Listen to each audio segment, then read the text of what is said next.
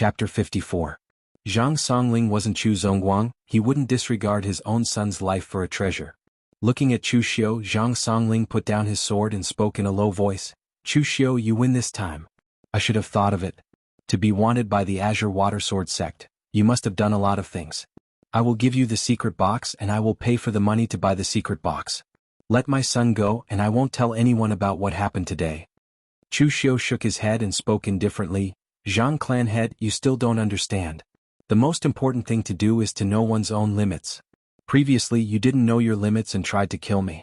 Now you are still begging me without knowing your limits. What I hate the most is when someone tries to snatch my things. Even though you only tried to snatch something that didn't exist but you still made a move. There is no medicine for regret in this world. Since you have decided to make a move, there is no turning back. Just like now, I have killed so many of your Zhang clan's members. You might be admitting defeat, but your heart must be very unwilling, right? So today I will ask all of you to die. With a casual statement, the blade in Chu Xiu's hand casually slid across Zhang Baichen's neck and threw him to the side like a piece of trash. There were some things that you either didn't do or you had to do it to the extreme. This wasn't a habit of Chu Xiu's in his previous life, but a principle that he comprehended in this life. From top to bottom, this Zhang clan wasn't any good people and Chu Xiu already knew it. Hence he had prepared for both scenarios. If the other party was honest, then he wouldn't kill them out of boredom. But if the other party wasn't honest, then Chu Xiu didn't mind earning back the money he spent in the auction.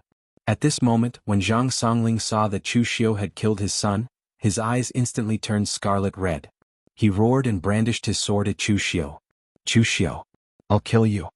The chaotic cloak of wind swordsmanship was displayed, and the chaotic sword momentum contained an incomparably violent killing intent. However, it was completely broken by Chu Xiu's blade. The crimson red sleeve blade swept away the pine pattern ancient sword. The drizzle was crimson red and the killing intent fell. Zhang Songling dodged in a panic, but he was still slashed below his ribs and blood instantly flowed out. You feel angry that you're sending off your son? Unfortunately, there's no medicine for regret in this world.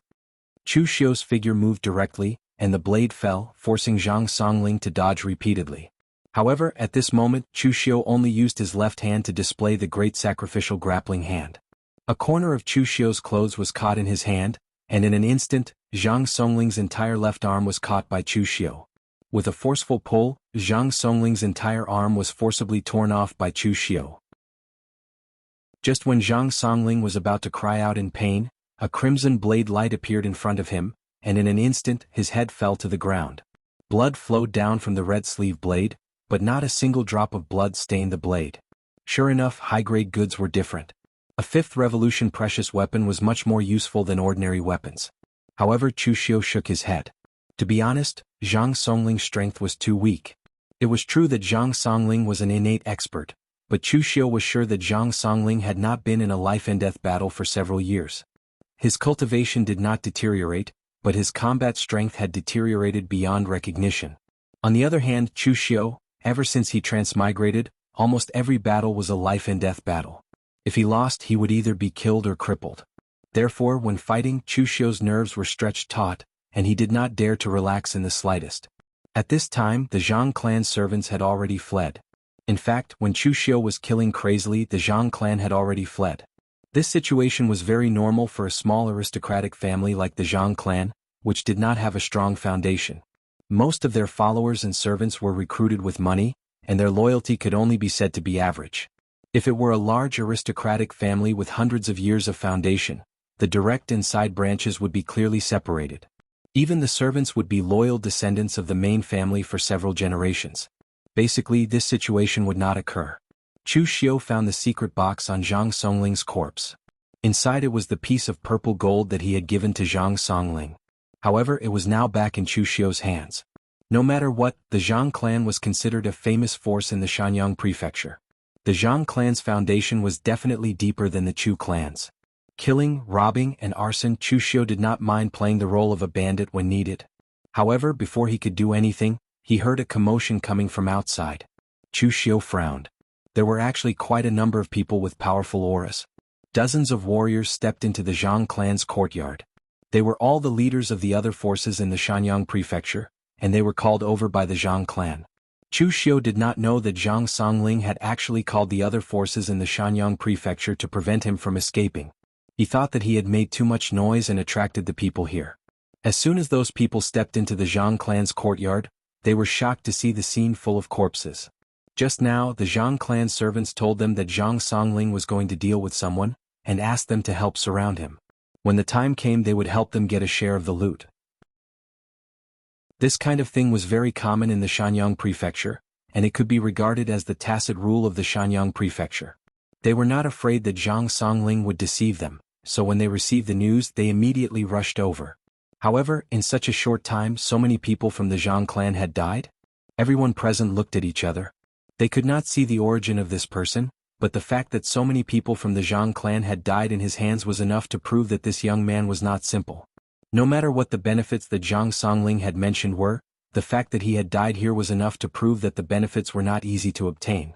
However, it was not the right thing to let this person go like this. After looking at each other, among these people, a warrior in his 40s, holding a zamadeo, stood out and shouted, "How dare you? How dare you kill people in my Shanyang prefecture? Do you really think that there is no one in the Shanyang prefecture who can stop you?" Chu Xiu squinted his eyes and said, "You are?" The warrior said in a deep voice, "Shanyang prefecture, Tao family, mountain-splitting blade, Tao Zhongwang." Chu Xiu glanced at the corpses of Zhang Songling and the others and said lightly, "My grudge with the Zhang clan is purely personal, and I have no intention of becoming enemies with the Shanyang prefecture." Tao Zhongwang shook his head and said, "But no matter what, the Zhang clan is also a member of the Shanyang prefecture. Your Excellency has killed people and just left without leaving any explanation. It is not justifiable no matter where you put it." Chu Xiu glanced at the people from the other families who did not move, and Tao Zhongwang who stood out alone. Chu Xiu seemed to understand something. He took a step forward and slashed out with the red sleeve blade in his hand. The crimson blade light was as bright as lightning, and with a poignant killing intent, it suddenly made Tao Zhongwang's hair stand on end. Tao Zhongwang used a blade and he had met many sabermen, but it was the first time that he saw such a magnificent blade, and in that magnificence, there was endless killing intent. Tao Zhongwang raised the zamadeo in his hand, and his momentum was unparalleled. On one side was the magnificent red sleeve blade, and on the other side was the powerful and heavy zamadeo. Between the two, one focused on sharpness and lightness, and the other focused on strength and pressure. The two blades collided and suddenly there was a loud clang. Chu Xiu took 3 steps back and the red sleeve blade was not damaged at all. Tao Zhongwang also took 3 steps back, but there was a rice grain-sized gap on his zamadeo. Chu Xiu did not continue to attack, but directly sheathed the blade and said lightly, "Is this enough explanation?" Tao Zhongwang looked at Chu Xiu, and although he tried to keep calm, his eyes could not hide the horror. The two of them clashed, and although it seemed to be a draw, it must be known that Chu Xiu was using an extremely sharp long saber, while he was using the heavy and powerful zamadeo. Chu Xiu used his weakness to attack his strength, but both sides were evenly matched.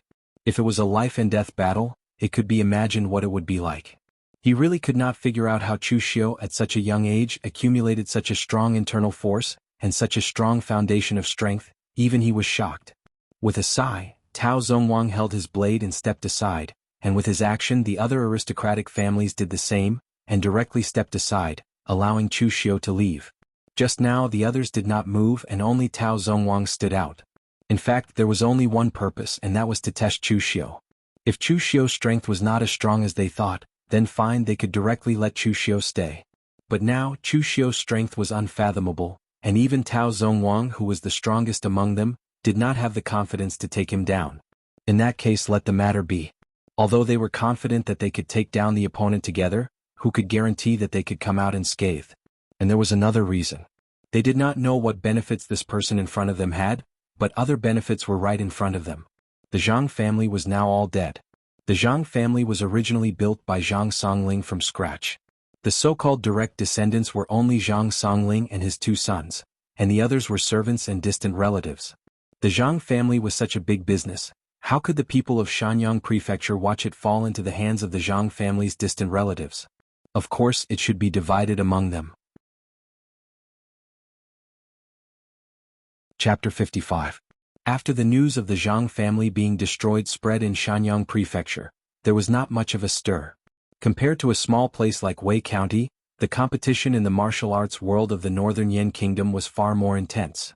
It was normal for families to be destroyed and to seek revenge. Back then, the Zhang family was able to rise in the Shanyang prefecture by stepping on the corpses of others. People did not know much about the Zhang family being destroyed.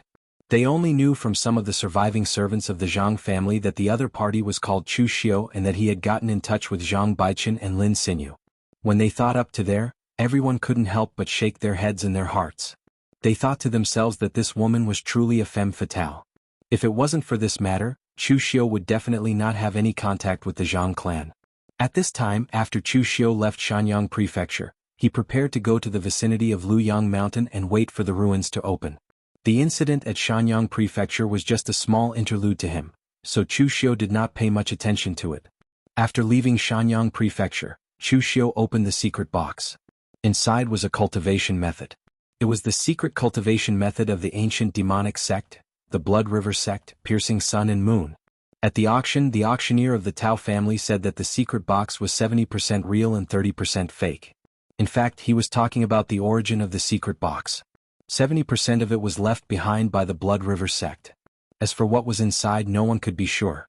Cultivation methods and martial skills had always been more expensive than elixirs and the like. This was common sense. If this 70% probability could be confirmed to be a cultivation method, then this secret box wouldn't be auctioned at all. Even if it was auctioned, it wouldn't be calculated by silver, but by gold or purple gold. The piercing sun and moon was a very strange inner cultivation method of the Blood River sect. It originated from the demonic path, but it was not completely demonic. The piercing sun and moon originated from the saying, "Heaven and earth are heartless and treat all things as straw dogs." All life in the world was death. As for the various aspects of death, regardless of whether it was natural or not, it was all in the word kill. When people kill people, it is called kill. When the heavens punish people, it is called evil. The piercing sun and moon could condense one's own killing intent and explode with boundless power. A higher level could even condense the piercing sun and moon with extraordinary power. One's own killing intent and the baleful energy between heaven and earth could be used as the power of connecting the sun and moon. The righteous path's martial artists could also condense their own righteous energy. Naturally, it could also be used as connecting the sun and moon. That was why later generations would evaluate this cultivation method as very mystical. It could be used to cultivate the demonic path but also the righteous path. The grade of piercing sun and moon was fourth revolution. In Northern Yan, Chu Xiu knew that there were quite a few cultivation methods that were suitable for him to practice now and had not fallen into the hands of experts. There were even fifth revolution and even sixth revolution cultivation methods. He could try to seize them, but with his current strength the probability of success was a little small, not more than 50%. The reason why Chu Xiu chose to auction the piercing sun and moon in Shanyang prefecture was not only that this cultivation method was easy to get and was on the way, but also that the piercing sun and moon could be the icing on the cake for Chu Xiu. In fact, this cultivation method was not too outstanding in the original plot. It could only be said to be below the middle level. Even its effect was much weaker than that of the Xiantian skill, which could help the cultivators salvage their foundation. But for the current Chu Xiu, this cultivation method was very useful. The Xiantian skill was indeed very powerful in salvaging the foundation. Otherwise Chu Xiu could not have reached the innate realm. But in the battle, the characteristic of the Xiantian skill was that the internal force was strong. There were not many skills to use it and the explosive power was not enough. After cultivating the lunisolar piercing spirit, Chu Xiu would be able to make use of its characteristics to increase his explosive power. It wouldn't be considered a timely help, but at the very least, it would be the icing on the cake. It would allow Chu Xiu to have fewer shortcomings. After getting this cultivation method, Chu Xiu went to Luyang Mountain while practicing it. At this time, in the direction of Shanyang prefecture, on a handsome white horse, a handsome warrior in a blue robe, with a quaint bronze sword on his back, rode slowly into the city. This man was Zhang Baitao, the eldest son of the Zhang family. In his early years he joined the Beishan sword sect in the land of Beishan and Shu in the western Chu kingdom. He spent most of his time practicing in the Beishan sword sect and did not return home once in a few years. After all, the land of Beishan and Shu was a little far from the northern Yan. With his speed, it would take him 2 or 3 months to go back and forth, which delayed his practice too much. Looking at the familiar streets in Shanyang prefecture, Zhang Baitao could not help but smile. He had not seen his father and brother for several years. This time he came back, he prepared a lot of gifts for them. His father's martial talent was not very good, and it was estimated that he would stop at the primordial realm in his life.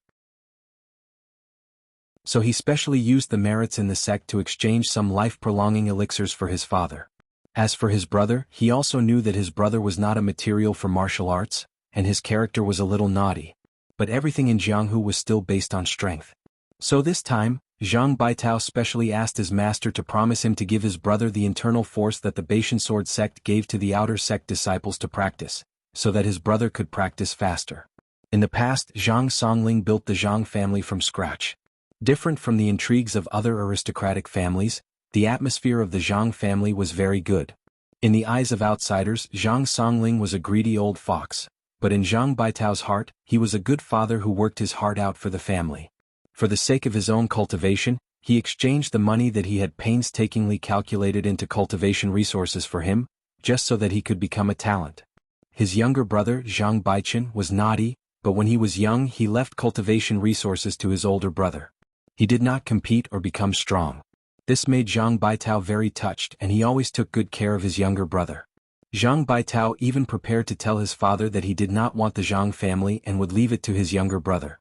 As long as he stayed in the Ba Mountain Sword sect, the Zhang family would be fine. But at this time, a young master walked out of the restaurant. Seeing this person, Zhang Baitao got off his horse and greeted, "Brother Tao, I haven't seen you for many years. Are you well?" The young master stilled when he saw Zhang Baitao, as though he was frightened. He stammered in greeting, "So it is Brother Zhang. Aren't you cultivating in the Ba Mountain Sword sect? Why have you come back?" Zhang Baitao was puzzled by this person's behavior. He was Tao Yi, the young master of the Tao family of the Mountain Sun Prefecture. They were acquainted since childhood. Why did he look so strange when he saw Zhang Baitao? "I have not returned home for many years. I miss my father and younger brother. Coincidentally, my seclusion in the Ba Mountain Sword sect has reached a bottleneck, so I told my master that I would go out for a walk and relax. I am preparing to return home." Tao Yi gave an unnatural smile and said, "In that case, Brother Zhang, hurry home. I will not disturb you." As he spoke, Tao Yi ran away as though his feet were smeared with oil. Seeing Tao Yi's actions, Zhang Baitao felt even more wrong. The two were acquaintances and Tao Yi was not an idiot. He should have said some polite words, right? He had left the Mountain Sun Prefecture for so many years. Now that he had returned, the other should at least say something to welcome him. Why did he run away so quickly? Thinking of this, Zhang Baitao felt a faint haze in his heart. He immediately mounted his horse and rode towards the Zhang family. But Tao Yi was faster than Zhang Baitao. He had to tell Tao Zhongwang and the other major forces of the Mountain Sun Prefecture as soon as possible. The death of Zhang Songling and his son naturally had nothing to do with them, but the problem was that during this period of time, several major forces were still slowly digesting and distributing the Zhang family's property. Now that the son of the Zhang family had returned and saw their ugly table manners, how could Zhang Baitao not be angry? If Zhang Baitao was an ordinary person it would be fine. But Zhang Baitao was a Khanate warrior, and he was an inner sect disciple of the Ba Mountain Sword sect. Although the Ba Mountain Sword sect was far away in Sichuan, it was still one of the 7 sects and 8 schools. If these small forces bullied the disciples of the Ba Mountain Sword sect, they would not be able to bear it if they sent an expert to seek justice. At first, they thought that Zhang Baitao had not returned to the northern Yan for so many years, and no one knew when he would come back again. So they were relieved to swallow the Zhang family's property. Anyway, after a long time, who would remember what happened in the past? But who would have thought that Zhang Baitao would return to the northern Yan at this time? At this time, Zhang Baitao rode his horse to the Zhang family. The usually lively Zhang family was now tightly shut. When Zhang Baitao pushed the door open, what appeared in front of him was unexpectedly white silk flower knots hung all over the courtyard. Several loyal collateral relatives of the Zhang family were wearing mourning clothes and had set up a mourning hall in the courtyard. They were adding paper money into the brazier. Seeing this, Zhang Baitao's body suddenly swayed. The collateral family members were also shocked by Zhang Baitao. When they came to themselves they hurriedly cried, "Young master, you're finally back."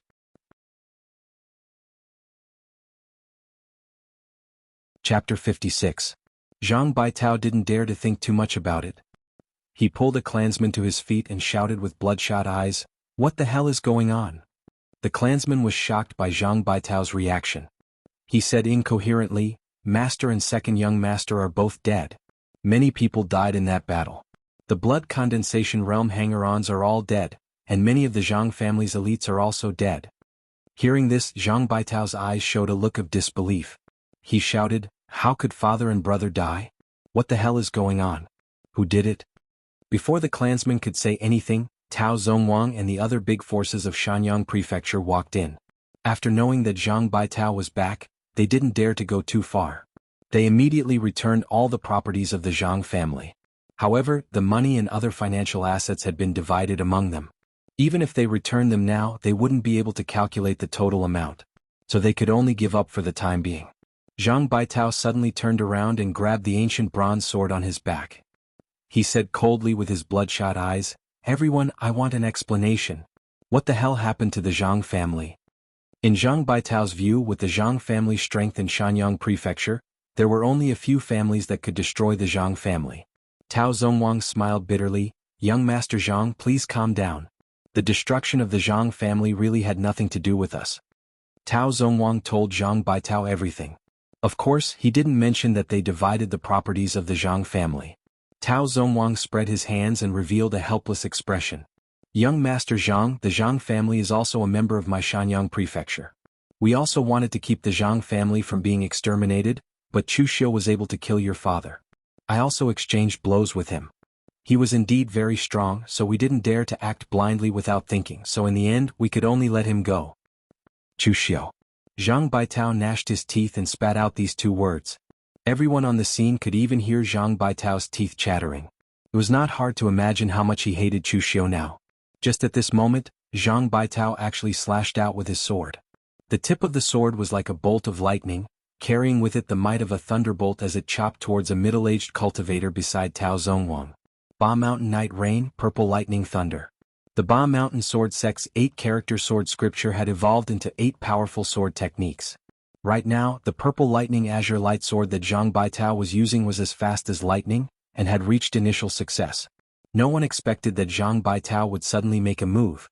Only Tao Zongwang hurriedly raised the Zamadeo in his hand and blocked in front of Zhang Baitao with the heavy long blade. However, Tao Zongwang's hands were directly numbed by the sword, and his face revealed a shocked expression.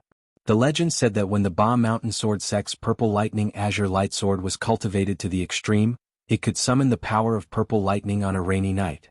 He had not believed it before, but now he did. "Master Zhang, I just said that the Zhang family's matter has nothing to do with us. Do you want to take your anger out on the entire Mountain Sun Prefecture?" Tao Zongwang said unkindly. No matter how strong the Ba Mountain Sword Sect was, it was only in West Chu. This was northern Yen. Zhang Baitao pointed at the middle-aged man and said hatefully, "It's because of that slut, Lin Sinew, that my Zhang family provoked Chu Xiu. Back then, I told my younger brother that that woman's thoughts ran too deep. If he married her, my Zhang family wouldn't have peace. In the end, my Zhang family provoked such a disaster because of that slut." This middle-aged man was Lin Sinew's father, the master of the Lin family. Right now he wanted to cry. If Zhang Baichen had not pestered Lin Sinew all day, how could things have reached this stage? Tao Zongwang gave the master of the Lin family a look, telling him to leave quickly. Now Zhang Baitao was already furious. Not to mention that this matter itself had something to do with your daughter, even if it really had nothing to do with her, Zhang Baitao was obviously ready to vent his anger on someone. The master of the Lin family fled in panic.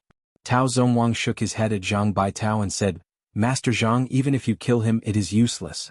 The dead cannot come back to life. As long as you are alive, the Zhang family will be alive. In the future, the Mountain Sun Prefecture's Zhang family will depend on you. Get over it." Zhang Baitao raised his head abruptly. His eyes were wide open and bloodshot. His originally handsome face was now distorted beyond recognition. "How can I let go of the hatred of killing my father and exterminating my clan? Master Tao, I don't want the Zhang family's property anymore. I just want to know Chu Xiu's strength and his whereabouts." Zhang Baitao was not his idiot brother. Thinking of the flustered expression on Tao Yi's face when he saw him, he clearly knew what this group of people had done after the Zhang family was destroyed. But he did not care about this anymore. His father was dead and his brother was also dead. What was the point of keeping the Zhang family? The only obsession in his heart now was revenge. Tao Zongwang thought about it and finally shook his head with some embarrassment. "Master Zhang, of course revenge is necessary, but I still hope that you can think about it carefully. Chu Xiu's strength is unfathomable. I once fought with him. Although we were evenly matched on the surface, if we really fight, I don't have a great chance of winning. Also, we are not very clear about his whereabouts. Our men only saw him go in the direction of Liang Mountain. If he goes further, he will not be in the Mountain Sun Prefecture's sphere of influence. Also, we dare not follow him anymore. Zhang Baitao waved his hand absent-mindedly and let them all leave. Now he just wanted revenge, but the result was that he could not even find his enemy. Even if he found him, it was not certain whether he could kill him. As a member of the Shanyang Prefecture, although Zhang Baitao had not returned to the Shanyang Prefecture for a few years, he was still aware of Tao Zongwang's strength. If Tao Zongwang had no confidence in winning against him, the chances of him winning would not be high either. Northern Yen was not Bashu. If it was in Bashu, he would ask his master to use the name of the Ba Mountain Sword Sect to find people. Chu Xiu would not be able to escape. But this was Northern Yen. Their Zhang family had some fame in the Mountain Sun Prefecture, but in the Linzhong Commandery they were barely in the middle. In all of Northern Yen, the Zhang family's strength could only be said to be unranked. Zhang Baitao looked at the sword in his hand. He could choose to return to the Ba Mountain Sword Sect to cultivate in seclusion and come back for revenge after his strength increased. Or he could work hard to improve his position in the Ba Mountain Sword Sect, and then use the power of the Ba Mountain Sword Sect for revenge. But all of this needed time. His father and brother's bodies were still warm. How could he have the mind to cultivate and work hard? Suddenly Zhang Baitao thought of something. He seemed to know a person in Northern Yen. Although he was not familiar with him, the power behind that person was enough to help him get revenge even if he only used a little bit of it. That person was the young master of the righteous manor of the 6 great gangs, Ling Yun, bringing rain Ye Donglu. There were countless forces in the Jianghu. The songs of the Jianghu made by wind-sweeping tower called the 6 great gangs the 6 gangs of people harmony. So the 6 great gangs were also called the 6 gangs of people harmony. They did not have the right time, nor did they have the geographical advantage.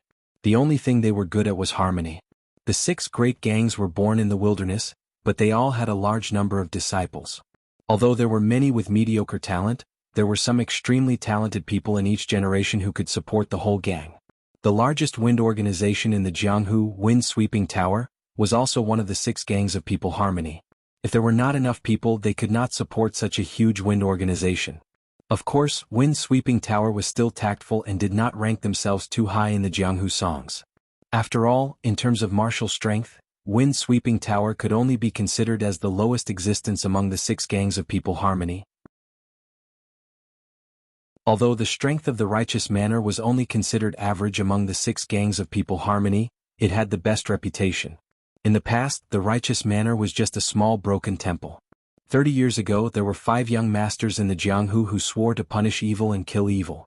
10 years later, these 5 young masters were already quite famous in the Jianghu. They worked together to kill the evil Dao's old devil Si Kong Fong and became famous all over the world. 20 years later, the small broken temple had become a famous righteous manor in the Jianghu. Some Jianghu people who were born in the wilderness admired the righteous manor and came to join them. 30 years later, the righteous manor had become one of the 6 gangs of people harmony. It was a righteous sect with tens of thousands of warriors in the manor. There were also countless Jianghu people who admired the righteous manor and came to visit. The righteous manor also received them. There was even a rule in the righteous manor. As long as the visitors brought the heads of the villains in the Jianghu, they could exchange them for gold, silver, or even cultivation resources. The righteous manor did not reject anyone. This action made the righteous manor famous in the Jianghu and was praised by the righteous Jianghu. Unfortunately, 4 of the 5 young masters who had gathered at the morgue had died due to various accidents. The only one who was still alive was the master of the morgue, a famous master of the righteous path in Jianghu, turning over the clouds near Renlong.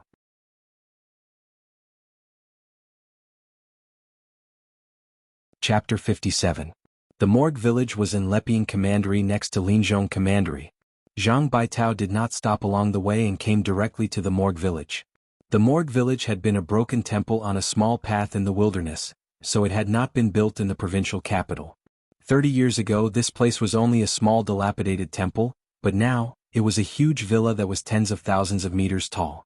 It was not as luxurious as those rich and powerful families, but it still showed a calm and dignified appearance. At the gates of the morgue village, there were numerous disciples waiting. The Jianghu people came and went in an endless stream.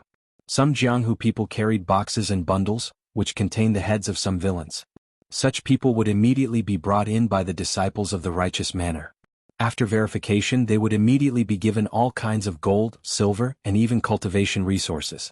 Even if some Jianghu people came empty-handed, they would be led by the disciples of the Morgue village and arranged to stay in the village.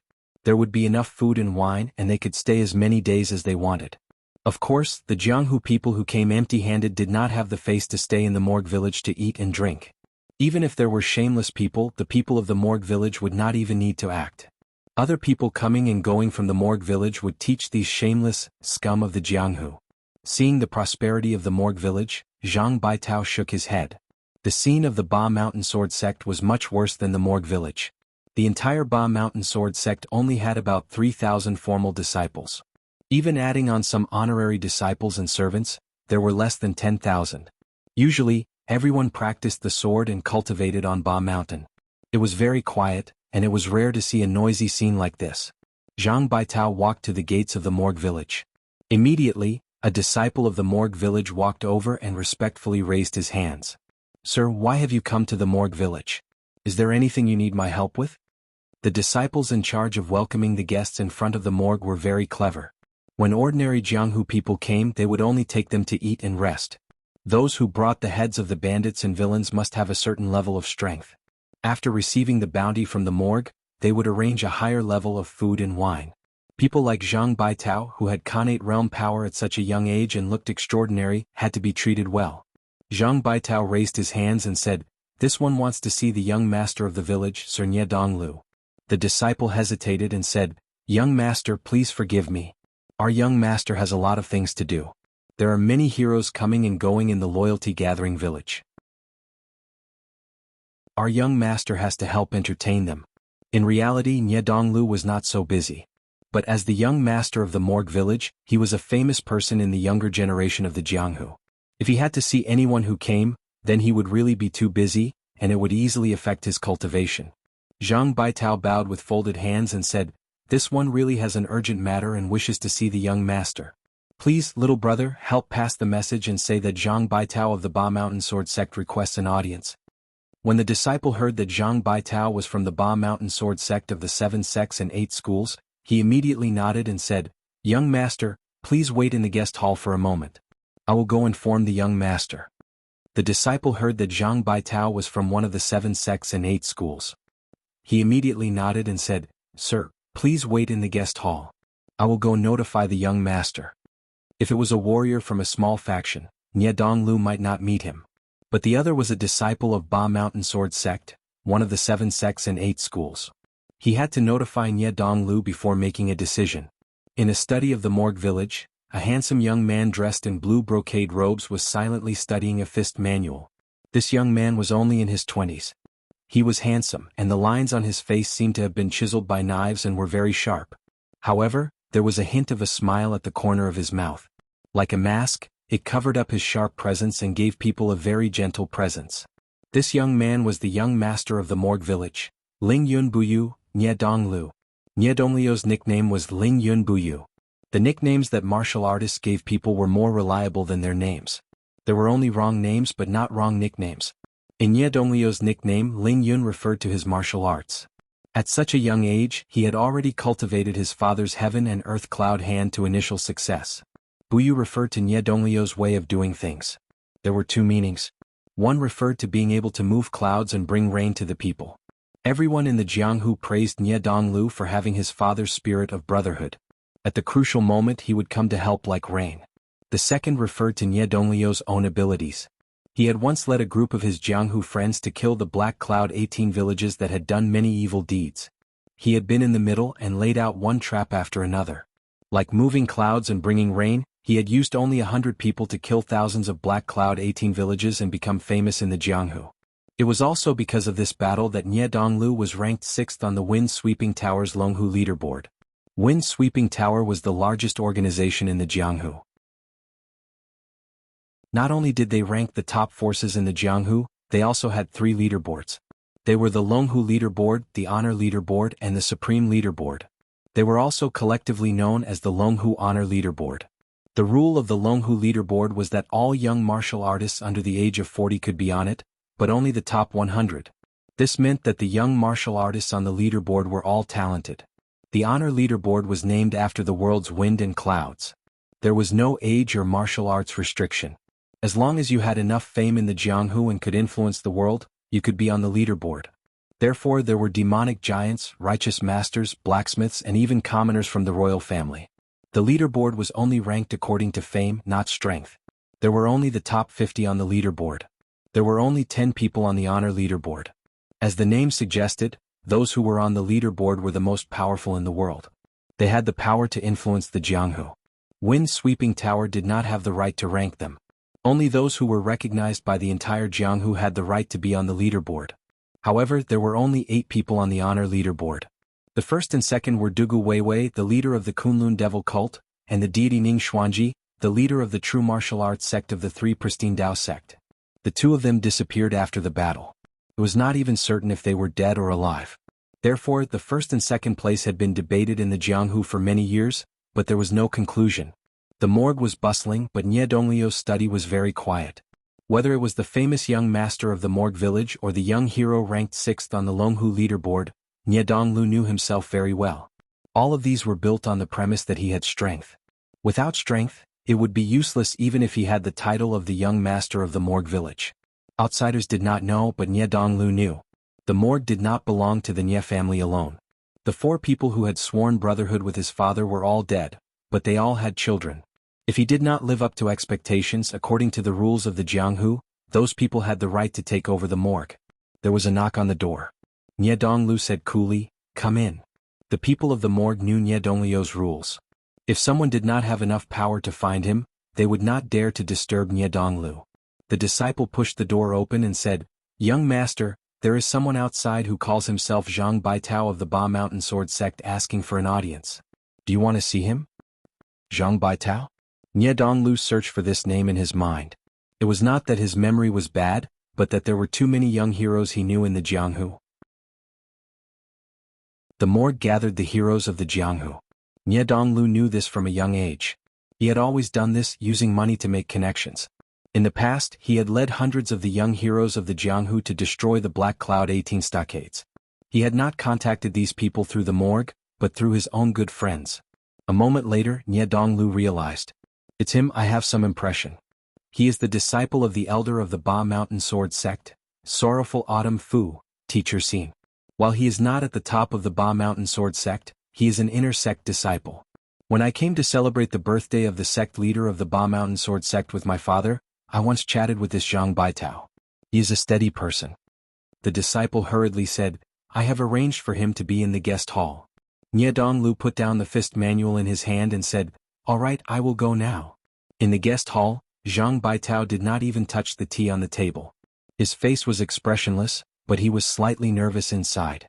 He knew Nie Donglu, but he had only spoken a few words to him when Nie Donglu had represented the morgue to celebrate the birthday of the sect leader of the Ba Mountain Sword sect. The two could not be considered friends. While he had heard that Nie Donglu was a loyal person, and that if a fellow Jianghu asked him for help, Nie Donglu would help as much as he could. But right now he was going to use the power of the morgue to kill people. He did not know if Nie Donglu would agree. After a while, Nie Donglu walked in with a warm smile. He bowed and said, "Brother Zhang, we have not seen each other for many years since we parted at the Ba Mountain Sword sect. How is your teacher Eldertson?" Zhang Baitao forced a smile and said, "My teacher is well."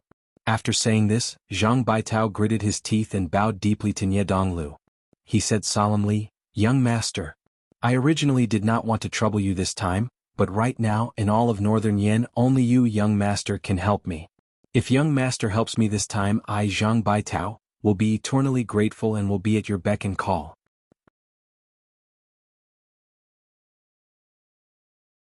Chapter 58. Nie Donglu did not expect Zhang Baitao to give such a big bow to Nie Donglu.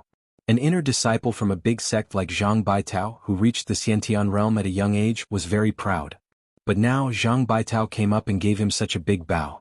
He even said that he would be at his beck and call.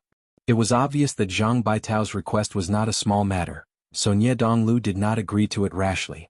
He stretched out his hand and a gentle force seeped into Zhang Baitao's body, causing him to straighten up involuntarily. This made Zhang Baitao secretly surprised. This young master of the Memorial Manor was probably about to break through to the inner gang state of the 5th level of the Qi-controlling realm. The 3rd level of the body-refining realm and the 5th level of the Qi-controlling realm was a watershed. The 5th level of the Qi-controlling realm could be considered an expert anywhere, but Nie Donglu was only in his early 20s. He was even a few years younger than Zhang Baitao. Nie Donglu patted Zhang Baitao's shoulder and said, "What do you mean by always at my beck and call? I Nie Donglu have no subordinates, only brothers. Although I haven't known Brother Zhang for a long time, I feel like old friends at first sight. If Brother Zhang has any difficulties, just tell me. If I can help, I won't refuse." After Nie Donglu finished speaking, he still didn't say whether or not he would agree to it. However, Zhang Baitao was very touched. In his opinion, it was already very good that Nie Donglu could do this for someone he didn't know very well. So, Zhang Baitao told Nie Donglu about the matter without hesitation. Nie Donglu didn't hesitate. Finally, Zhang Baitao said with hatred, "The hatred of killing my father is absolutely irreconcilable. Chu Xiu destroyed my Zhang family. If I don't kill him for revenge, what's the point of practicing martial arts?" Nie Donglu raised his eyebrows. One person destroyed a small family with a Xiantian realm warrior? As a fellow Xiantian realm warrior, there were many people in the Jianghu who could do this. Even Nie Donglu could do it easily. However, there were definitely not many who could do the same, especially when the other party was so young. This made Nie Donglu hesitate. Nie Donglu thought for a moment, then said to Zhang Baitao, "Brother Zhang, don't worry, I will help you with this matter. But as you can see, there are a lot of things that need to be done, so please stay here for one night. I will give you an answer tomorrow, how about it?" Zhang Baitao wasn't the kind of person who didn't know what was good for him, so he quickly agreed. After sending Zhang Baitao away, Nie Donglu immediately sent someone to investigate the news of the Zhang family being annihilated in Shanyang Prefecture. The Morgue village was the local snake of the northern Yan region. In the northern Yan region, the Morgue village's information network was even better than wind-sweeping towers. The warriors who came and went from the Morgue village could bring them a lot of information. So it didn't take long for Nie Donglio's confidant to pass the information to him. There was a lot of detailed information about the Zhang family being annihilated in Shanyang Prefecture. There was even news from Wind Sweeping Tower. As one of the 6 gangs, Wind Sweeping Tower's headquarters might not be in the northern Yan region, but there was a branch in northern Yan, so they had to give the Morgue village some face. Nie Donglu flicked the paper in his hand and said lightly, "A man who is never content is like a snake trying to swallow an elephant. That old fox of the Zhang family was like a goose that pecked his eye. Looking at this information, it should be the Zhang family who made the first move, but they were killed instead. A warrior from a small place like Shanyang Prefecture has a poor outlook. Does he really think that all the Xiantian realm warriors in the world are as strong as him?" The disciple next to him asked, "Young master, do you mean that the Morgue village doesn't care about Zhang Baitao's matter?" Nie Donglu said lightly, "Of course not. Does he really think that the Morgue village is here to clean up their mess? If he doesn't have the ability to kill, he wants the Morgue village to do it. What a joke. Also, if we care about this, what if other people ask us to care about them in the future? Vendettas in the pugilistic world are the most unreasonable things. The Zhang clan wanted to seize Chu Xiu's belongings, but Chu Xiu didn't show any mercy and ruthlessly killed the Zhang clan's father and son. Who is right and who is wrong?" The disciple nodded and said, "Then we will just send this Zhang Baitao away. He is just an inner sect disciple of Ba Mountain Sword Sect, and Ba Mountain Sword Sect is so far from northern Yan. We do not have much contact with Ba Mountain Sword Sect." Nie Donglu shook his head and said, "That's where you're wrong. My mortuary manor was able to develop to this point by relying on our reputation and connections. Whether it's useful now or not, it will be useful sooner or later. It is impossible to use the Morgue village's name to help Zhang Baitao, but it is possible to use my name to help Zhang Baitao. Tell Zhang Baitao to prepare for the banquet tonight. I will introduce a few friends to him." After nightfall, Zhang Baitao arrived on time for the banquet. He was still nervous, not knowing if Nie Donglu would help him this time. However, when it was time to eat, apart from Nie Donglu, there were 3 other Xiantian realm warriors. They were not young either, probably in their 30s or 40s. Nie Donglu introduced them to the 3. "This is Zhang Baitao, the personal disciple of the Ba Mountain Sword Sect elder, Sorrowful Autumn Poem, Teacher Xin." Then he said to Zhang Baitao, "These 3 are Deadly Twin Spears Zhang Yu, Cold Mountain Sword, Li Qingfeng, and Chief Escort of Fuwei Escort Agency, Lu Yuanhai." After both sides were seated, they toasted each other. Then Ye Donglu said to the three, "This time I introduced Brother Zhang to the three of you because Brother Zhang is in trouble and has come to the Morgue village for help. But there are too many things going on at the Morgue village recently and I can't get away. So I don't know if the three of you have time to help." As he spoke, Ye Donglu told the three about the matter. Of course, he only described it as a Jianghu killing and did not tell them the inside information he knew. Zhang Yu and the other two looked at each other and frowned. They did not agree directly. The four of them working together to kill a Khanate cultivator did not look hard. But if Zhang Baitao had the confidence, then he would not have come to the Morgue village. Clearly the idea was difficult. Even Zhang Baitao was not confident. They could help, but if there was an accident and they were injured, then it would not be worth it. Seeing this, Zhang Baitao bowed to the three with red eyes. "If the three of you agree to help me, I will remember this favor. Also, as an inner sect disciple of the Ba Mountain Sword sect, I have accumulated some cultivation resources. After this, I will give them to the three of you as thanks." Hearing this, the three's eyes brightened. They looked at each other and nodded secretly. The cultivation resources given by the Ba Mountain Sword sect, one of the 7 sects and 8 schools, were of high quality. The oldest of the three, the chief escort of Fuwei Escort Agency, Lu Yuanfu, stroked his beard as he stood up and said, "Since young hero Zhang has said so, we will not decline your offer. Our Fuwei Escort Agency specializes in escorting goods in Linzhong Commandery. As long as Chu Xiu has not left Linzhong Commandery, I will definitely be able to find him." At the side, Nye Donglu showed a hint of a smile. His mission was now complete. If Zhang Baitao could kill Chu Xiu, he would not thank Lu Yuanhai and the other two who had agreed to his conditions because of the benefits but Nye Donglu. As for Lu Yuanhai and the other two, Nye Donglu had specially found them. He wanted to send them away temporarily or rather, make use of them. Normally, the three of them did not dare to kill the truly vicious criminals who came to the morgue to exchange for the bounty. They only attacked the petty thieves and robbers who came to the morgue to fish in troubled waters. Nye Donglu had long been dissatisfied with them. But the three of them had some fame in the surrounding commanderies and knew many people. For the reputation of the Morgue village, Nye Donglu could not directly chase them away. Now was a good chance to send them away temporarily. The disciples of the Morgue village saw this scene and could not help but show respect in their eyes. The young master was indeed the young master. In the time it took to have a meal, he had satisfied 2 groups of people, and at the same time solved 2 problems. Just as Zhang Baitao and the others had begun to take action and were ready to seek revenge, Chu Xiu was rushing to Luyang Mountain. Luyang Mountain was just an ordinary barren mountain in the Linzhong Commandery. It was not a good place, so there were no martial arts sections. At the foot of Luyang Mountain, there was only an ordinary small town, Luyang Town. It was not on the main road, so few warriors would come here. But at the moment, Luyang Town was very lively. There were many low-level warriors. The reason was that a few days ago, someone had seen a green light shooting into the sky at Luyang Mountain. They suspected that there was a treasure here, but after investigating they did not find anything. But even so, there were still many low-level warriors who came here to join in the fun. If there was an ancient relic, they could get some soup if they could not get the meat. When Chu Xiu arrived at Luyang Town, he found an inn to stay. He did not even go up the mountain. It was true that there was a treasure in Luyang Mountain, but the treasure was still locked in the relic at this time. It would only be revealed when the formation was completely broken. It was useless to go up the mountain now. When the time was up, the formation would be ineffective due to time, and the relic would naturally appear. So during this time, Chu Xiu had been living in seclusion. He cultivated in the inn and only went out to eat and get some fresh air.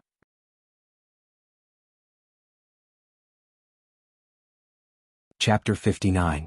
Zhang Baitao, Lu Yuanhai, Zhang Yu, and Li Qingfeng gathered outside Luyang Town.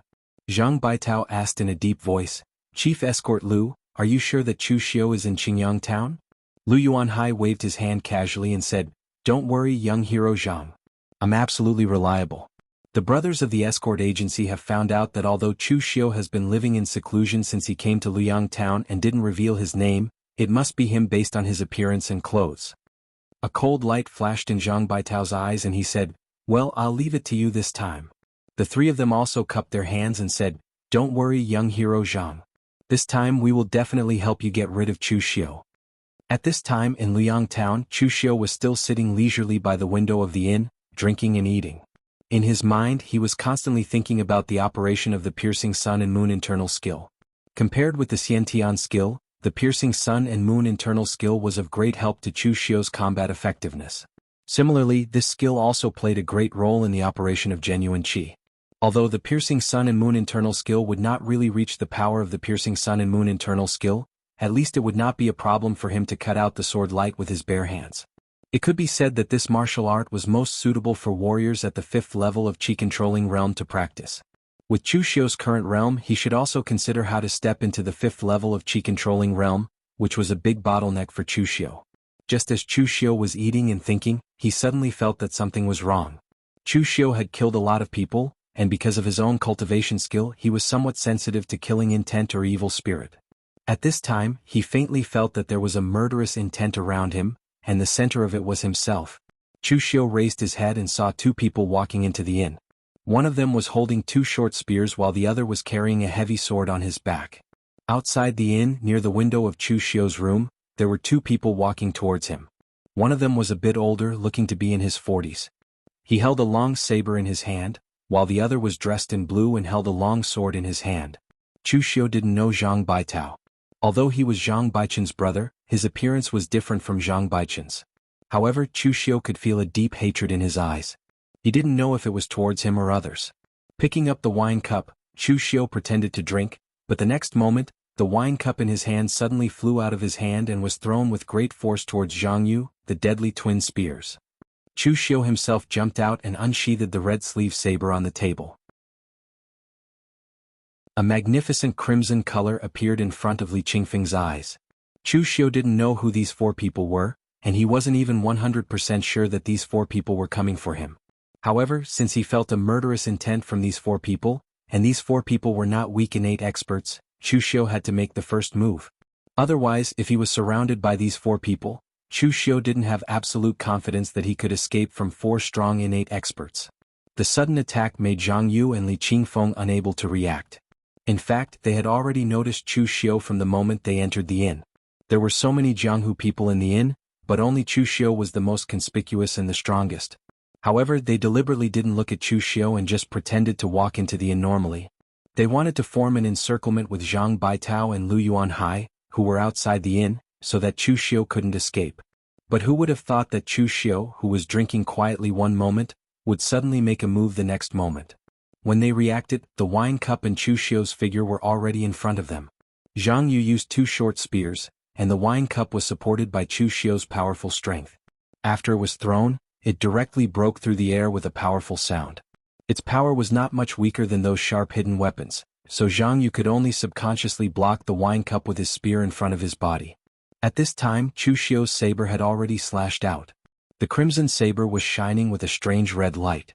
Chu Xiu's true qi sword, and the murderous intent in his eyes condensed into a murderous aura. The two merged into one, condensing on the body of Chu Xiu's saber, flashing a dazzling blood-red light. Even though Chu Xiu had not yet reached the 5th level of the Imperial Qi realm, his saber at this time already had the style of an inner Qi realm martial artist. Li Qingfeng had never seen such a terrifying saber force. In front of him was endless blood red, as if he would be swallowed in the next moment. With a loud shout, Li Qingfeng's figure turned, and the cold mountain heavy sword on his back was already in his hand, blocking in front of his body.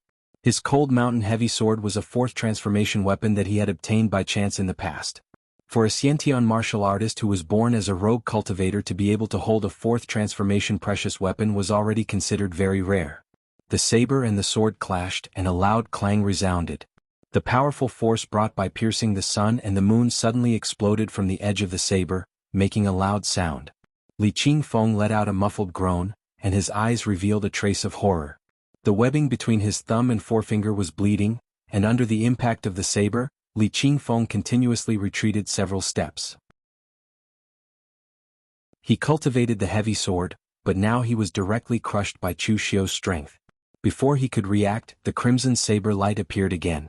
The cold mountain heavy sword in Li Qingfeng's hand had yet to dance, but Chu Xiu's saber force suddenly changed, becoming ethereal and magnificent, like the light drizzle of dusk. It was incomparably graceful, but it also carried a magnificent, murderous aura. Under the continuous blade momentum that was like a drizzle, it finally converged into a line in an instant. The inner strength that could pierce through the sun and moon suddenly exploded. At this moment, human heads danced in the air, and blood burst out like a fountain. The entire inn suddenly became silent, and then there were ear-piercing screams. The inn's workers and the ordinary people who were eating screamed and ran out, afraid that they would be accidentally injured. Zhang Yu, who was at the side, held 2 spears in his hands and looked at Chu Xiu in a daze. From the time Chu Xiu threw the cup to the time he blocked with his spear, how long had it taken? In the end, by the time he was free, Chu Xiu had actually killed Li Qingfeng with 1 strike. At this time, Zhang Yu suddenly felt that it was not easy to take Zhang Baitao's things. If they had known that this opponent was so terrifying, even if Nie Donglu was the middleman, they would not have agreed. Chu Xiu's imposing manner of killing 1 person first made Zhang Yu and Lu Yuanhai, who was outside the inn, feel a sense of fear in their hearts. These 3 were all wily old foxes in this generation of martial arts in Linzhong Commandery and Lepian Commandery. Usually, when asked to deal with real villains, they would only hire some petty thieves to make up the numbers. They did not expect that they would encounter such a fierce person. Zhang Baitao frowned. He also felt the fear in the hearts of these 2 people, and at the same time he was shocked by Chu Xiu's strength. He finally knew how his father died. With this kind of strength, even if the Zhang family had another innate expert, they would still not be able to stop him. However, how could Zhang Baitao give up when the enemy who killed his father was right in front of him? He directly shouted, "The hatred of my father is absolutely irreconcilable. Chu Xiu, go to hell." Then Zhang Baitao directly smashed the window of the inn with his sword, jumped into the inn and attacked Chu Xiu, not giving Zhang Yu and Lu Yuanhai a chance to hesitate. Hearing the words, "the hatred of my father," Chu Xiu immediately understood who the opponent was. These 4 people really came for him, and the one who attacked should be Zhang Songling's eldest son, Zhang Baitao, who had joined the Ba Mountain Sword sect. Irreconcilable? Since you dare to come today, I will send you to reunite with your dead father. Then Chu Xiu chopped out with the red sleeve knife in his hand. The drizzle was crimson, and the knife momentum was endless, colliding with Zhang Baitao's purple electric cyan light sword. The lightning was like thunder and the sword chi was like a rainbow. Zhang Baitao attacked with hatred, pouring his internal force into the long sword. Every time he chopped, there was a numbing tremor, and even Chu Xiu's Xiantian skill could not offset it. But at the same time, Chu Xiu's dusk drizzle red sleeve blade also had a strange and sorrowful blade momentum, and its speed was extremely fast. The 2 of them exchanged dozens of blows in the blink of an eye. They were evenly matched and neither took a step back. Zhang Baitao shouted at Zhang Yu and Lu Yuanhai, "What are you waiting for if you don't attack? Don't forget what you promised the young Heights Lord." Zhang Yu and Lu Yuanhai's expressions changed. If Zhang Baitao had come to find them, they would have run away by now instead of getting involved in this mess. But the problem was that Nie Donglu was the middleman. If they went back on their word, how could they explain it to Nie Donglu in the future? As people of the Northern Yin martial arts world, and born in the wilderness, they would rather offend the Northern Yin imperial court than offend the Morgue village, because the latter would make them rejected by the entire Northern Yin martial arts world. The 2 looked at each other and then looked at Chu Xiu, who seemed to be evenly matched with Zhang Baitao. Gritting their teeth, they began to attack Chu Xiu from both sides with Zhang Baitao.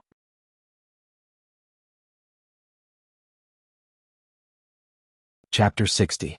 Zhang Baitao was the strongest martial artist that Chu Xiu had fought with since he entered Jianghu. He was also the one with the most authentic background. He was an inner disciple of a major sect. The rest, such as Li Zhong, the fire monk of the Great Light Temple, and Shen Bai's younger brother, Shen Mo, were not formally taught martial arts since they were young. In fact, Chu Xiu was the same. Although he had obtained many powerful skills through the advantage of the plot prophet, he did not have a master to teach him.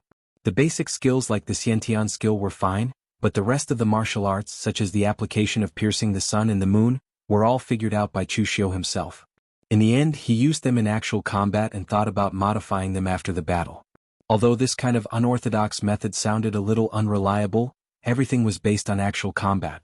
No matter who the person in front of him was, no matter what kind of martial arts he used, as long as he could kill his opponent, then it was good martial arts.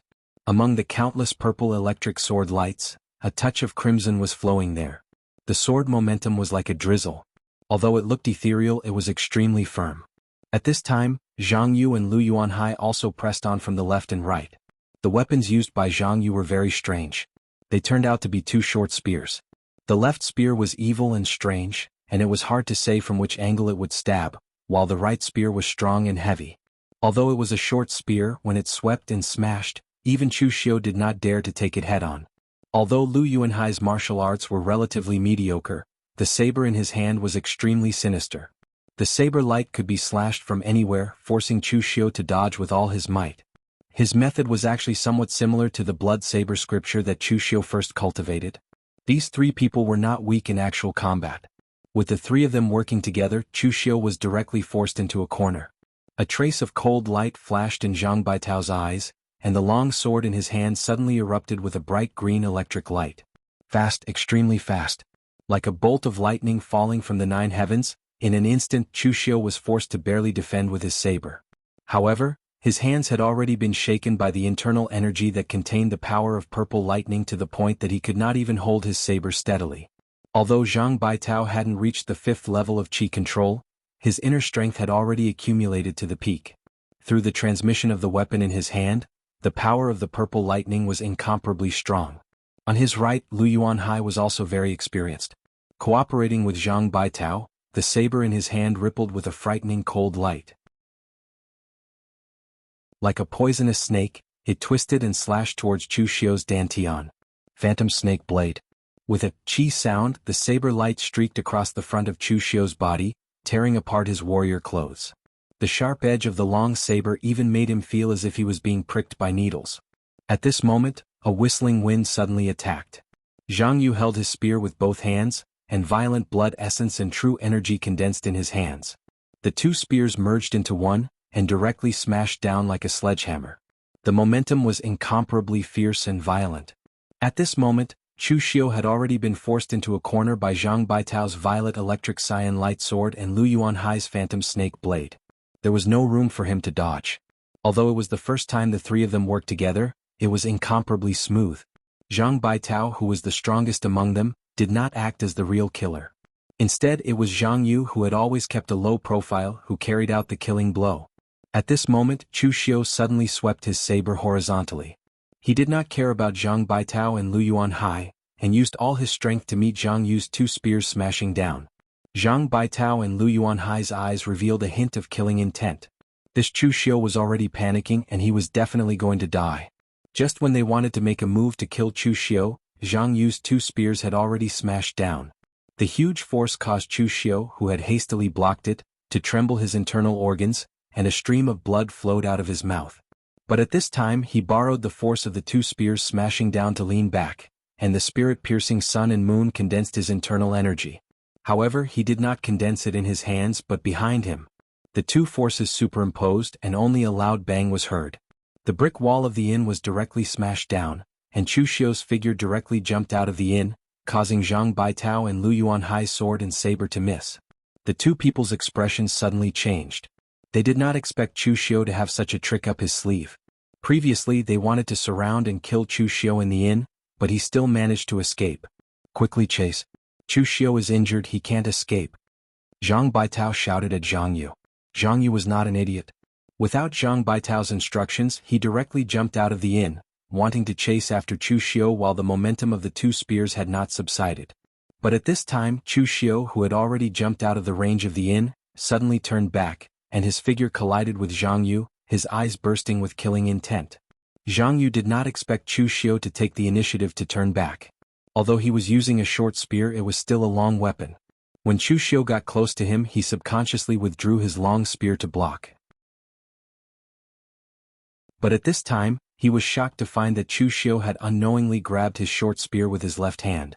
Using the great sacrificial grappling hand, Chu Xiu's left hand had already grabbed his shoulder along the short spear. A burst of bone-cracking sounds came, and in an instant Zhang Yu's left arm had been twisted like a fried dough twist. Chu Xiu's left hand moved along his arm, like a twisting poisonous snake, and pinched Zhang Yu's head. Before he could scream, Zhang Yu's head had already turned around and flew towards Zhang Baitao and Lu Yuanhai. Zhang Baitao and Lu Yuanhai, who were about to catch up, did not expect such a situation to happen. Just now they had forced Chu Xiu to a dead end, but in the blink of an eye he killed one of them. Seeing the head flying towards him, Zhang Baitao subconsciously slashed with his sword, but in the next moment, a crimson saber light had already appeared in front of him. It was an extremely swift and fierce saber, so fast that Zhang Baitao could not even see the blade clearly. He could only see a touch of dazzling crimson. Azure Dragon in the sleeve. This extremely fast saber was the Azure Dragon in the sleeve, the hidden saber technique that had greatly helped Chu Xiu when he first started cultivating. In the beginning, Chu Xiu just subconsciously thought that hiding the saber in the sleeve was the hidden saber technique. It was not until just now that Chu Xiu realized that the so-called hidden saber technique was also hiding himself. When it was calm, it would be hidden under the sea, and when it erupted, it would be like an azure dragon emerging from the sea, tearing the sky apart. This saber had the incomparable charm of an azure dragon emerging from the sea. In addition, Chu Xiu had used the piercing sun and moon internal strength evil chi to display it. When this saber slashed down, it was the most powerful saber slash that Chu Xiu had ever made. Zhang Baitao clenched his teeth, and the long sword in his hand burst out a dazzling green light. The sword light danced like an extremely powerful sword momentum. But Chu Xiu's saber was really too fast. Before he could use his sword move, it was shattered by Chu Xiu's saber. Even the fourth-rank sword in his hand was cut in half by Chu Xiu. The saber light sliced across his body. Even though Zhang Baitao retreated quickly, he was cut from his shoulder to his armpit by Chu Xiu's saber. Blood sprayed and one of his arms was almost destroyed. Zhang Baitao's eyes were bloodshot. He did not retreat but advanced. His sword was broken but he still had his hands. Why was a sect like Ba Mountain Sword Sect only ranked among the 7 sects in 8 schools, and not the 5 great sword sects? Not just because they were not strong enough, but because their sword path was not as pure as the 5 great sword sections. Without the sword, Ba Mountain Sword Sect still had other martial arts. Zhang Baitao pressed forward, his right hand pointing out with a finger. In a flash it was as fast as lightning. Lightning pattern sword finger. In an instant, finger shadows flew, pointing at the major acupoints all over Chu Xiu's body. Zhang Baitao shouted, "Attack!" But at this time Lu Yuanhai did not cooperate with Zhang Baitao. Instead he turned and ran out of the inn. Li Qingfeng and Zhang Yu's deaths had truly terrified him. This Chu Xiu was too terrifying. Putting aside his strength, his methods were truly ruthless. He did not attack, but once he attacked he took a life. When this Chu Xiu attacked again he would most likely be the one dead. If he ran now he would offend Ye Donglu at most. If he did not leave he might even lose his life. Seeing this, Zhang Baitao was so angry that he wanted to curse. Cunning people like Lu Yuanhai were fierce when fighting a winning battle, but once they were in a difficult situation they would only be a hindrance. Chu Xiu and them were all Khanate cultivators. He attacked 3 times in a row, killed 2 people and seriously injured 1. Could it be that Chu Xiu was not injured at all? Just now he had taken Zhang Yu's powerful double spear attack head-on. Although he had diverted the force, his internal organs had been shaken, and his own internal power had been greatly consumed. So Zhang Baitao had the courage to fight with Chu Xiu because he could still see an opportunity to kill Chu Xiu. But who would have thought that Lu Yuanhai would escape at this time, when he was fighting with all his might, and leave him here? But at this time, Zhang Baitao did not have time to think. The red sleeve drizzled and the bright blade light enveloped him. The lightning pattern sword finger and the red sleeve blade collided, and there was a clang.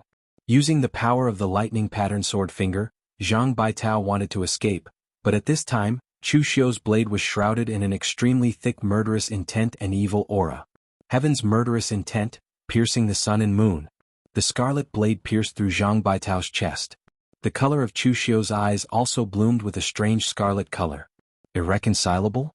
Then I'll send you to meet your father and brother so that your family can reunite. No need to thank me. The blade was pulled out, and Zhang Baitao's eyes still had a trace of unwillingness, but he fell to the ground with a loud thud.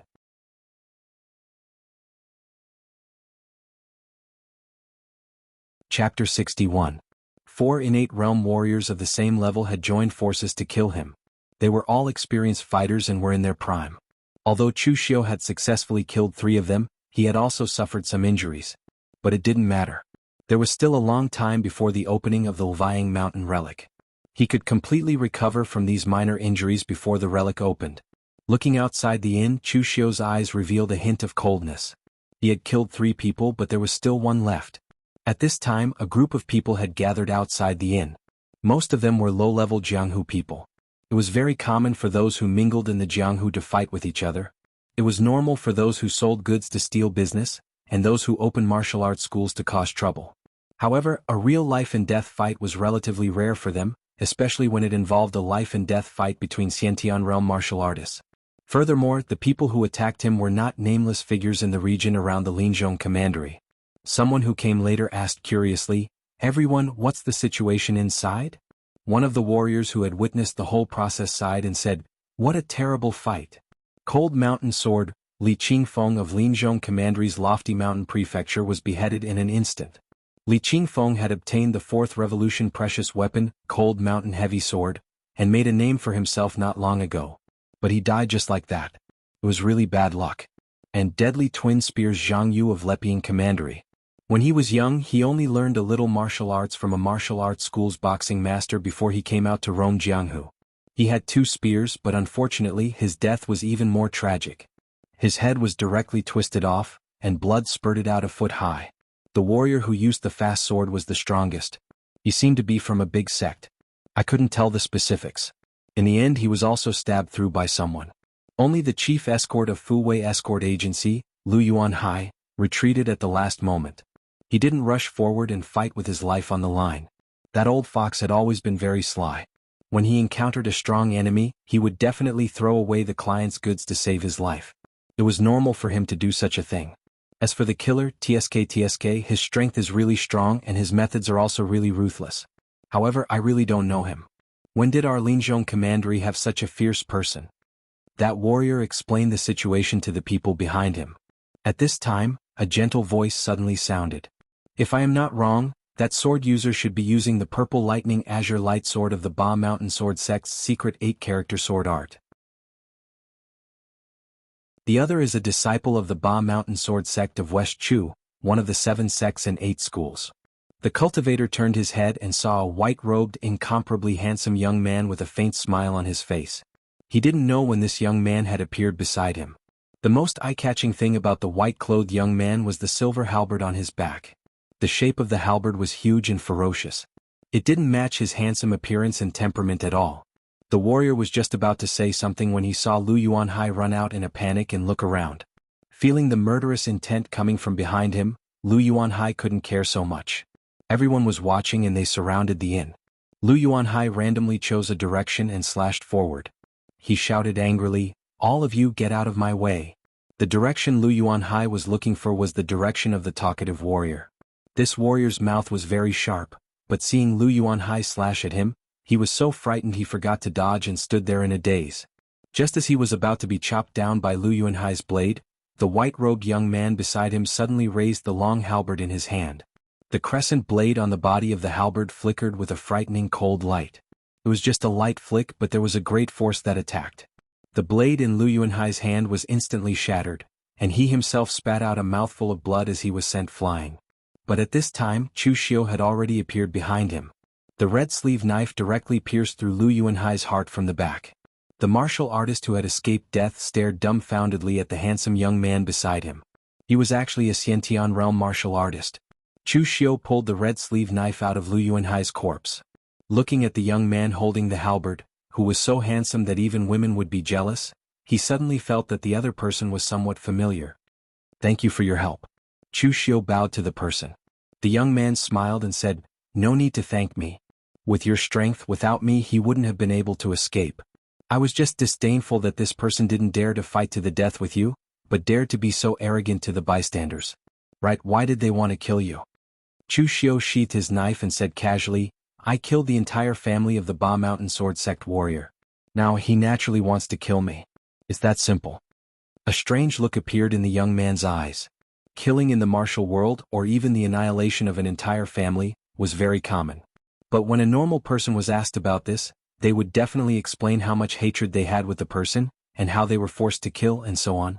But this person in front of him played it down and said that he had killed his entire family. He was so frank and natural. This was the first time he had seen such a person. At this time, Chu Xiu saw that the innkeeper was still hiding in the crowd. Looking at the destroyed inn, he wanted to cry but had no tears. Chu Xiu threw an ingot of silver to the innkeeper and said, "You destroyed your inn, put the silver on me.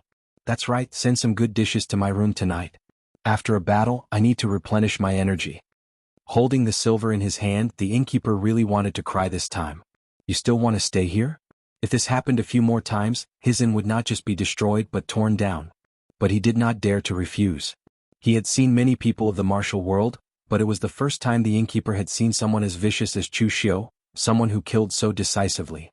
The young man on the other side looked at Chu Xiu with interest. Ever since he stepped into Jianghu, he had seen many people. There were good people and evil people, but most of them were hypocrites and despicable people who wandered between good and evil. If you said this person was evil, he could say that he had killed someone's entire family without batting an eyelid. Just now he had been vicious.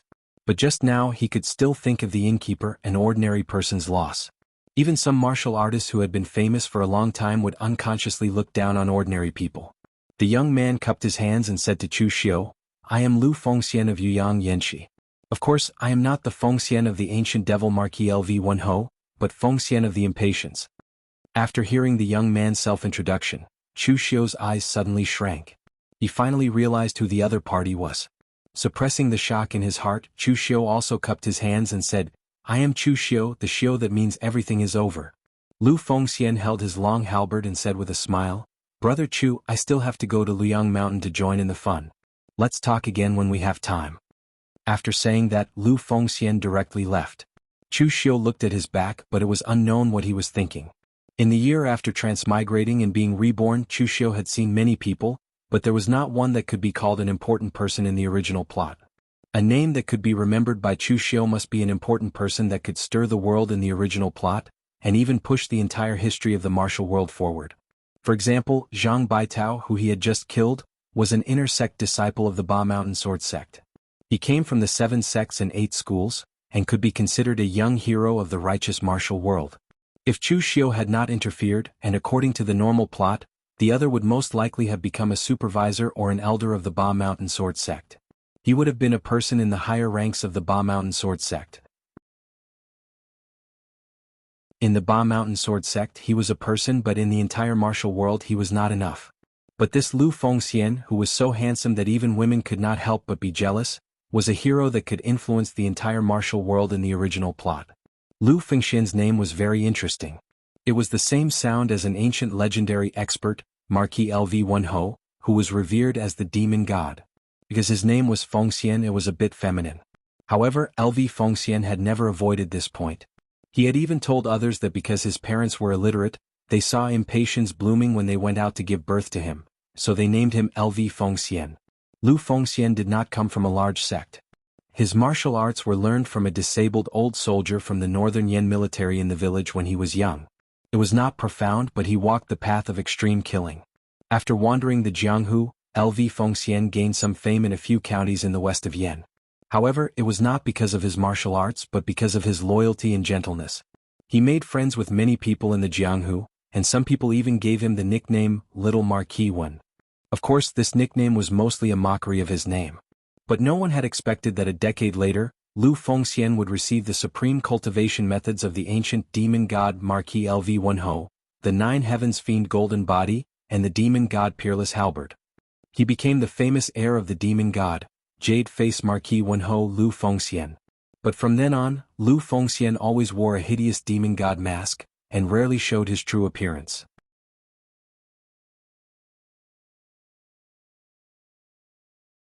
Chapter 62.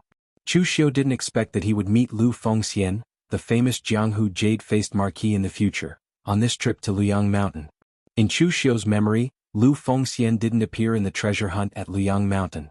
Of course, it was possible that he did, but Lu Fengxian was just a nobody in the Jianghu at that time. He didn't even get on the Longhu list, nor did he shine in the treasure hunt, so there was no record of him in the plot. The evaluation of Lu Fengxian in the future was very interesting, because there were as many people who scolded and praised him in the Jianghu. Lu Fengxian was definitely not a person of the righteous Tao. In order to seek revenge, he had chased his enemies for thousands of miles in anger. Countless people of the righteous Tao interceded and intercepted him, but they either got lost or were killed by him one by one. From this point, it could be seen that Lu Fengxian was definitely a person of the diabolism with an extreme character. Even among his friends, there were many who came from the diabolism. Later on, he also practiced the diabolism skills, so most people considered him to be on the side of the diabolism. But if you said that he was a person of the diabolism, Lu Fengxian had never killed innocent people. On the contrary, as long as there was something he couldn't stand, he would attack regardless of whether the other party was from the righteous Tao or the diabolism. Moreover, the reason why he killed people was very simple. If he felt that they deserved to be killed, then they deserved to be killed. Just like Lu Yuanhai just now, if Lu Yuanhai hadn't slashed with his saber, Lu Fengxian wouldn't have stopped him. He would have just silently dodged. But Lu Yuanhai just had to slash with his saber, which made Lu Fengxian feel that he was a person who bullied the weak and feared the strong. He was very annoying, so he took action. Moreover, Lu Fengxian had many friends in the Jianghu. Although he wasn't very righteous and had friends all over the world, as long as they were his friends, Lu Fengxian would definitely help them to the end, so no one could say a bad word about him. Of course, it was not only his friends who praised Lu Fengxian in Jianghu. There were also some young ladies from aristocratic families and female disciples from large sections. Even though looks were considered as an embroidered pillow in the Jianghu, people like Lu Fengxian, who had both looks and strength, were extremely attractive to women, aside from the fact that he did not have a powerful sect behind him.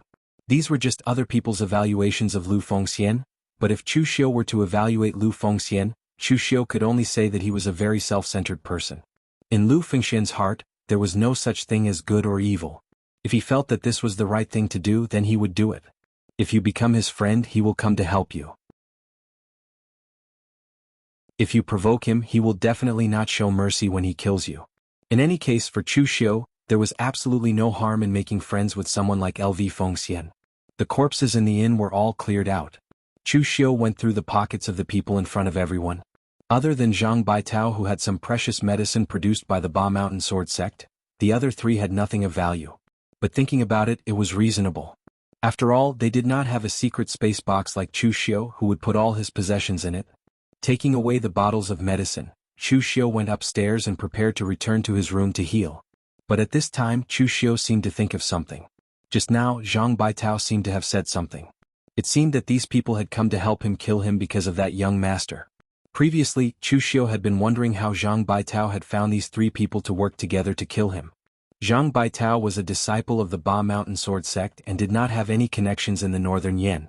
While the Ba Mountain Sword sect was one of the 7 sects and 8 schools, the 7 sects and 8 schools were not the Buddhist sects of the north and south. They only had a certain amount of local power. Outside of their respective regions, it was the same thing. It all depended on whether the other party gave them face. So the Azure Water Sword sect only put out a wanted order for Chu Xiu in the Wei Commandery. Because they also knew that outside of the Wei Commandery, even if someone saw Chu Xiu, they would not bother to tell them, unless they offered a sufficiently tempting reward. Now it seemed that Zhang Baitao had asked the young master for help, and the young master took the lead to have 3 Khanate martial artists help Zhang Baitao kill him. As for who this young master was, it was not hard to guess. In a place like the Northern Yin, who had this kind of face and could make a disciple from a large sect like Zhang Baitao address him as young master, other than the young master of the mortuary manor, Ling Yun Buyu Nye Donglu, who else could it be? Thinking of this, Chu Xiu laughed coldly. That young master Nye Donglu was also very active in the Jianghu later on. His father, Flip Heaven and Earth, Nye Rinlong, managed the mortuary manor into one of the 6 gangs. And Nye Donglu had long been famous in the Jianghu, ranked 6th on the Longhu leaderboard. The 3 people who came to kill him were not from the mortuary manor, but they had some dealings with the mortuary manor. Nye Donglu clearly felt that Zhang Baitao's status was not high enough for him to send people from the mortuary manor. Or in other words, with Chu Xiu's current strength and status, he was not high enough for Nye Donglu to send people from the mortuary manor to kill him. Although Chu Xiu did not die this time, the grudge had been formed. Moreover, if there were no accidents, Nye Donglu would also come to fight for the treasure in Liuyang Mountain. At that time, regardless of whether there was a grudge between the two, when it came to the real fight for the treasure, there would definitely be a battle. The next morning, Chu Xiu left the inn early and went to a small restaurant in Liuyang Town to eat. In a small place like Liuyang Town, the food and wine in the inn were a little bad, so Chu Xiu wanted to change his taste. As soon as he entered the tavern, he saw that Lu Fengxian had already ordered a table full of dishes and was eating. Beside him was his very conspicuous silver halberd. Lu Fengxian was somewhat famous in Yanxi. However, Linzhong County was located in the east of Yan Kingdom, so most warriors here did not know Lu Fengxian. However, yesterday Lu Fengxian smashed Lu Yuanhai's weapon with his halberd, revealing his innate realm cultivation. This also let the warriors from Liuyang Town know that he was also a young expert and could not be provoked. Seeing Chu Xiu walk in, Lu Fengxian quickly said, "Brother Chu, sit down and eat together." Chu Xiu did not stand on ceremony. He directly sat opposite Lu Fengxian, poured a cup of wine and asked, "Brother Lu, yesterday you went to Liuyang Mountain. Did you gain anything?" Lu Fengxian shook his head with a wry smile and said, "Nothing. I even suspect that these things are rumors, but it doesn't matter if they are rumors. I was originally prepared to travel in Jianghu, so it doesn't matter where I go." Chu Xiu said lightly, "Brother Lu, don't worry. Let's not talk about whether there is a treasure in Liuyang Mountain or not. Even if there is a treasure, the first people to hear the movement and come are those from the big sections. Now look at Liuyang Mountain, how many people are from the big sects? So you don't have to worry. When those people from the big sects also come to Liuyang Mountain, then it can prove that there is really a treasure in Liuyang Mountain."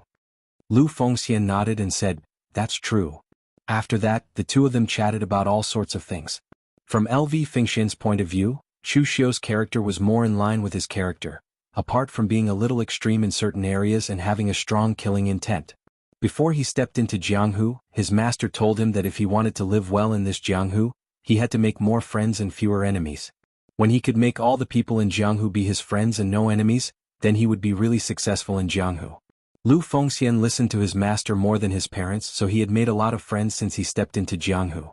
But at the same time, although he was gentle and easy to talk to, his temper was also stubborn. He didn't know how to compromise and didn't care about other people's opinions. So in the past few years he had made a lot of friends in West Yen, but he had also offended a lot of people, maybe even more. At this moment, a young martial artist in green suddenly stumbled in. Seeing that Lu Fengxian was here, he ran over and knelt on one knee in front of Lu Fengxian. He said with a sobbing tone, "Big brother Lu, I beg you to save my Qin family." Lu Fengxian quickly helped him up and said in surprise, "Qin Tong, aren't you traveling outside? Why are you here? What happened to the Qin family?" Although Lu Fengxian had only stepped into Jianghu for a few years, he had many friends. Qin Tong was one of them, and it just so happened that his family was in Linzhong Commandery. Of course, Qin Tong wasn't as strong as him. He was only in the blood condensation realm. Chu Xiu frowned slightly as he looked at Qin Tong. He felt that his crying was a bit fake. In his previous life, Chu Xiu hadn't been trash, but he had pretended to be a hedonistic young master in his family for over 20 years. In the end, he had pretended to be a bit convinced. In terms of acting skills, Chu Xiu felt that if he had acted in a movie in his previous life, it would have been possible for him to win the Best Actor award. So while Lu Fengxian didn't feel anything, Chu Xiu felt that Qin Tong was just putting on an act.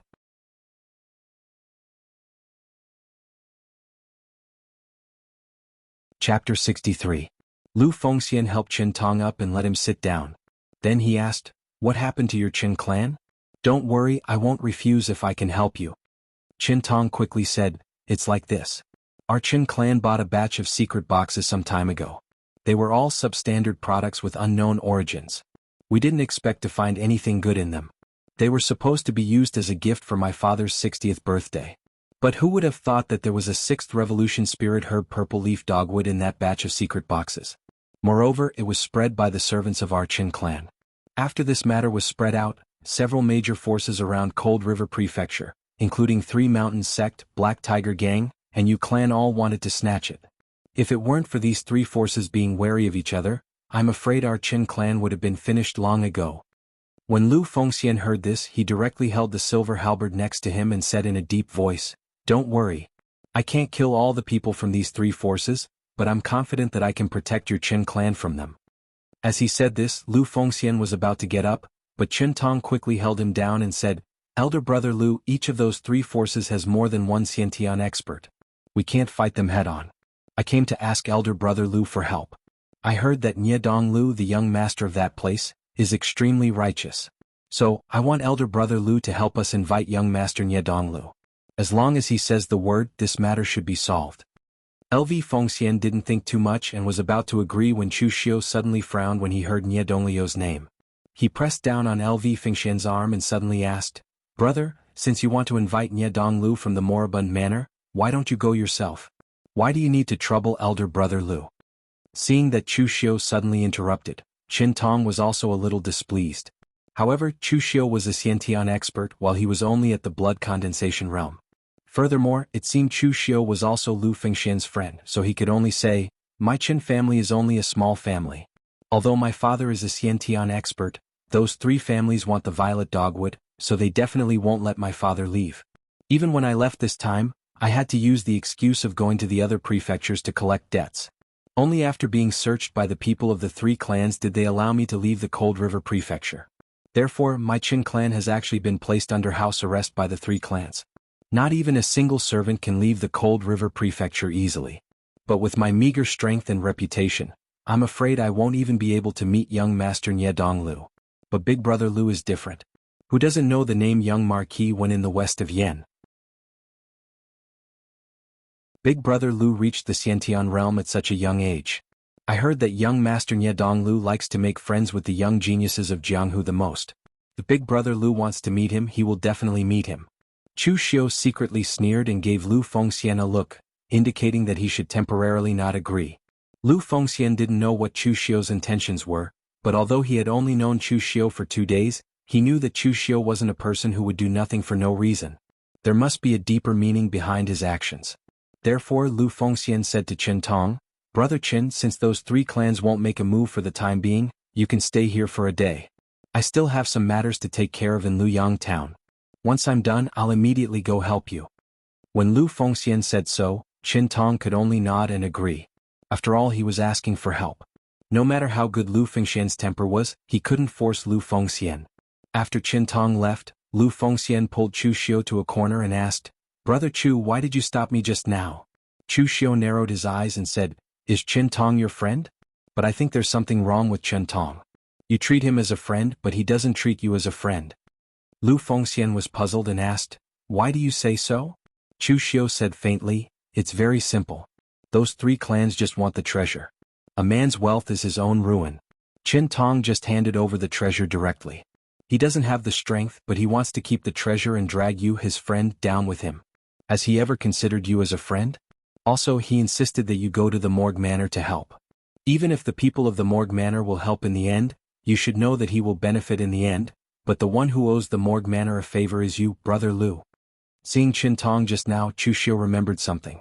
It seemed that in the original plot, Nye Donglu and Lu Fengxian were also good friends, and they had a good relationship. But in the end, Nye Donglu cheated Lu Fengxian. In the original plot, Lu Fengxian helped Nye Donglu get the secret treasure left by the Kunlun devil cult. 1,000 years ago, the Kunlun devil cult's demonic flames were monstrous and suppressed the world. If it weren't for the #1 person in Taoism, immortal Ning Xuanji, the sect master of the true martial arts sect, fighting with Dugu Weiwei, the Jianghu would still be shrouded in this monstrous demonic power at this time. Therefore, people in Jianghu could tolerate the diabolism, but they were extremely sensitive to the words Kunlun devil cult. Even if Nye Donglu was the young master of the Morgue Manor, if he got the secret treasure of the Kunlun devil cult, unless he handed it over, he would still be attacked by others. In the end, Nye Donglu used Lu Fengxian and made him bear the crime. In the end, Lu Fengxian was chased by the righteous martial arts world for several years, suffering in silence. But it was also because of that time that Lu Fengxian got the inheritance of the devil god LV1Ho while being chased, and became famous in Jianghu. He didn't know if Nye Donglu regretted the decision he made back then, pushing away a future strong person who was on his side with his own hands. Thinking about what happened today, Chu Xiu more or less knew what had happened. Lu Fengxian and Nye Donglu probably got to know each other because of this. Lu Fengxian went to Nye Donglu for help, and as the young master of the Morgue Manor, Nye Donglu naturally wouldn't refuse such a simple request. But at that time, Nye Donglu probably didn't care much about Lu Fengxian, because Lu Fengxian was only in the innate realm. Although she was young, it wasn't unusual. And with Lu Fengxian's personality, if Nye Donglu helped him, he would definitely help Nye Donglu. That was why he was willing to take the blame for Nye Donglu later on. Even when he was being chased, he didn't give up on Nye Donglu. Of course, Lu Fengxian wasn't an idiot. After that incident, the two of them went their separate ways. Lu Fengxian's personality was like this. He was too trusting of others and only learned his lesson after suffering once. Unfortunately, he narrowly escaped death every time, so he was lucky. Since Nye Donglu intervened in the feud between him and Zhang Baitao, Chu Xiu didn't mind poaching him now, so that they wouldn't have the chance to stand on the same side anymore. As for whether Lu Fengxian would miss out on Marquis Lu's inheritance because of this, Chu Xiu wasn't worried. Marquis Lu's inheritance was simply prepared for Lu Fengxian. In the entire Jianghu, except for Lu Fengxian, it was almost impossible for anyone else to get it. If this incident really affected Lu Fengxian, then Chu Xiu only needed to tell Lu Fengxian a location, and the inheritance would definitely fall into Lu Fengxian's hands. On the other side, Lu Fengxian was also a little hesitant about what Chu Xiu said. Although Chu Xiu's words made sense, Lu Fengxian still didn't want to think badly of his friend. He said hesitantly, after all, he opened the treasure himself. It is normal that he doesn't want to hand it over. Also, it is just a favor. I can afford to owe him. Chu Xiu sneered. Brother Lu, you think too simply. It is not so easy to owe favors from the Morgue village. Do you know why the Ba Mountain Sword Sect disciples were able to find 3 people to kill me in the northern Yin? It was because the young master of the Morgue village was the middleman. You owe the Morgue village a favor. In the future, if the young master wants you to return the favor, but he asks you to do something you don't want to do, will you return it or not? Lu Fengxian frowned. His personality was like this. He would repay kindness with kindness and enmity with enmity. It was impossible for other people to threaten him, but if they used favors to bind him, he couldn't refuse. Also, Lu Fengxian really hadn't thought that the reputable young master of the Morgue village would do something like pimping. Even if Nie Donglu personally helped Zhang Baitao get revenge, he would think highly of Nie Donglu. But Lu Fengxian still felt conflicted. Qin Tong was his good friend. If he directly refused, it would not be good. Chu Xiu shook his head and said, Brother Lu, I have not known you for long. Even if some things are not appropriate, I still have to say them. The so-called brotherhood in the Jianghu is mostly unreliable. The only things that can maintain the so-called brotherhood are power and profit. Because you are incarnate and have some fame in Yanxi, that Qin Tong will come to ask you. Otherwise, if you are a nameless person, he may not even bother to make friends with you. Lu Fengxian felt that some of Chu Xiu's ideas were a bit too extreme. But he still smiled and said, Brother Chu, are you telling me this because of profit? Chu Xiu shook his head and said, It's just a casual chat. It's because I have no profit relationship with you that I'm telling you this. However, at this moment, Chu Xiu suddenly changed the topic and said, Brother Lu, if you want to handle this matter properly, why don't you leave it to me? You can also take the opportunity to see if that friend of yours is really asking you for help or using you. Hearing Chu Xiu's words, Lu Fengxian immediately became serious and said, Brother Chu, you said before that you are not a nosy person, and you don't believe in the so-called brotherhood in the Jianghu. Why do you suddenly want to interfere in this matter? The corner of Chu Xiu's mouth showed a trace of a smile and said, The lie is that Brother Lu and I feel like old friends at first sight. I can't bear to see you being deceived by a villain, so I came to help you. As for the truth, the purple leaf dogwood is a 6th revolution spirit medicine. Even if it is not refined into a pill, its medicinal power is extremely amazing. If those small sects want it, I also want it. This time I'll help you test the waters. If that Qin Tong doesn't have the intention to use you, then I'll have helped you in vain. If that Qin Tong really has such intentions, then we'll split the purple dogwood in half. No one will suffer a loss. What do you think?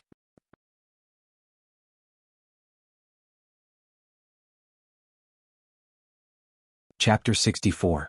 As for Chu Xiu's suggestion, Lu Fengxian thought for a while and finally agreed. At this time, Lu Fengxian was not the jade-faced marquis one who had experienced countless difficulties and finally obtained the inheritance of the devil god. Although he had been in Jianghu for several years and had seen the sinister people's hearts, he still believed in his own judgment of people. Unfortunately, the facts had proved that Lu Fengxian's judgment of people was really not good. By the way, Brother Chu, what are you going to do? Chu Xiu carefully told his plan to Lu Fengxian. After listening, Lu Fengxian hesitated and said, Is it too cruel to do this? Chu Xiu said in a deep voice, Brother Lu, I'm different from you in the way of doing things. It seems cruel to cut the weeds and eliminate the roots, but it can avoid a lot of trouble. For example, why was I besieged this time? Wasn't it because I didn't completely eliminate the Zhang family? Of course, Zhang Baitao wasn't in the Zhang family at that time, so I couldn't do anything. But since there is a chance this time, I won't hold back. But in the end, if Qin Tong really wants to use you, then the Qin family will be handed over to you. I only want the things. Lu Fengxian thought for a while and directly nodded in agreement. He was not a soft-hearted person, but sometimes he was more gullible. This was his strength but also his weakness. On the second day, Qin Tong came to find Lu Fengxian early in the morning and said anxiously, Brother Lu, have you finished dealing with things here? Before Lu Fengxian could speak, Chu Xiu walked over and patted him on the shoulder. With a seemingly forthright smile, he said, Brother, don't worry. Brother Lu and I have already decided that we don't need to trouble the righteous manor with regards to your Qin family's matter. They may not have the time to manage such a small matter. Brother Lu and I will handle it. You came in a hurry yesterday and didn't introduce yourself. I am Chu Xiu, also a friend of Brother Lu. Qin Tong's facial expression changed slightly. He forced a smile and said, Brother Chu, I think it's better to ask the Morgue Manor to take action. The three major forces have nearly 10 innate lords. They are not to be trifled with. Chu Xiu waved his hand casually and said, So what? You are not an innate realm expert. You will know when you reach this realm. Even in the innate realm, your strength is not the same. The gap is huge. Lu Fengxian also nodded and said, Brother Chu is right. In fact, I am confident if I am alone. But since Brother Chu is here, I am more confident. Hearing Lu Fengxian said so, Qin Tong was also very helpless. He could only say, Then I will have to trouble you too. The Qin family was located in the Cold River Mansion of Linzhong County. It was not far from Liuyang Mountain. It was less than a day's journey. So when Lu Fengxian appeared yesterday, Qin Tong had already caught up. At this time in the Cold River Mansion, the Qin family master, Qin Yuanji, and a group of Qin family elders and collateral disciples were anxiously waiting for Qin Tong's return. It was not uncommon for a treasure to be opened in the secret box but lead to a fatal disaster. Just as Chu Xiu guessed, the Qin family was not an idiot. The best way to solve this matter was to hand over the purple leaf dogwood. I can't afford to offend all three of you. So, this thing will belong to whoever wins. I will not participate. I will suppress my greed and admit defeat. It's that simple. But with the treasure in hand, the Qin family was not willing to hand over a sixth revolution spiritual medicine. So in the end, Qin Yuanji thought of a countermeasure. The purple leaf dogwood could be given away, but not to the Black Tiger Gang and the other two forces. They had to give it to the Righteous Manor. If they gave it to the Black Tiger Gang and the other forces, they would not appreciate it.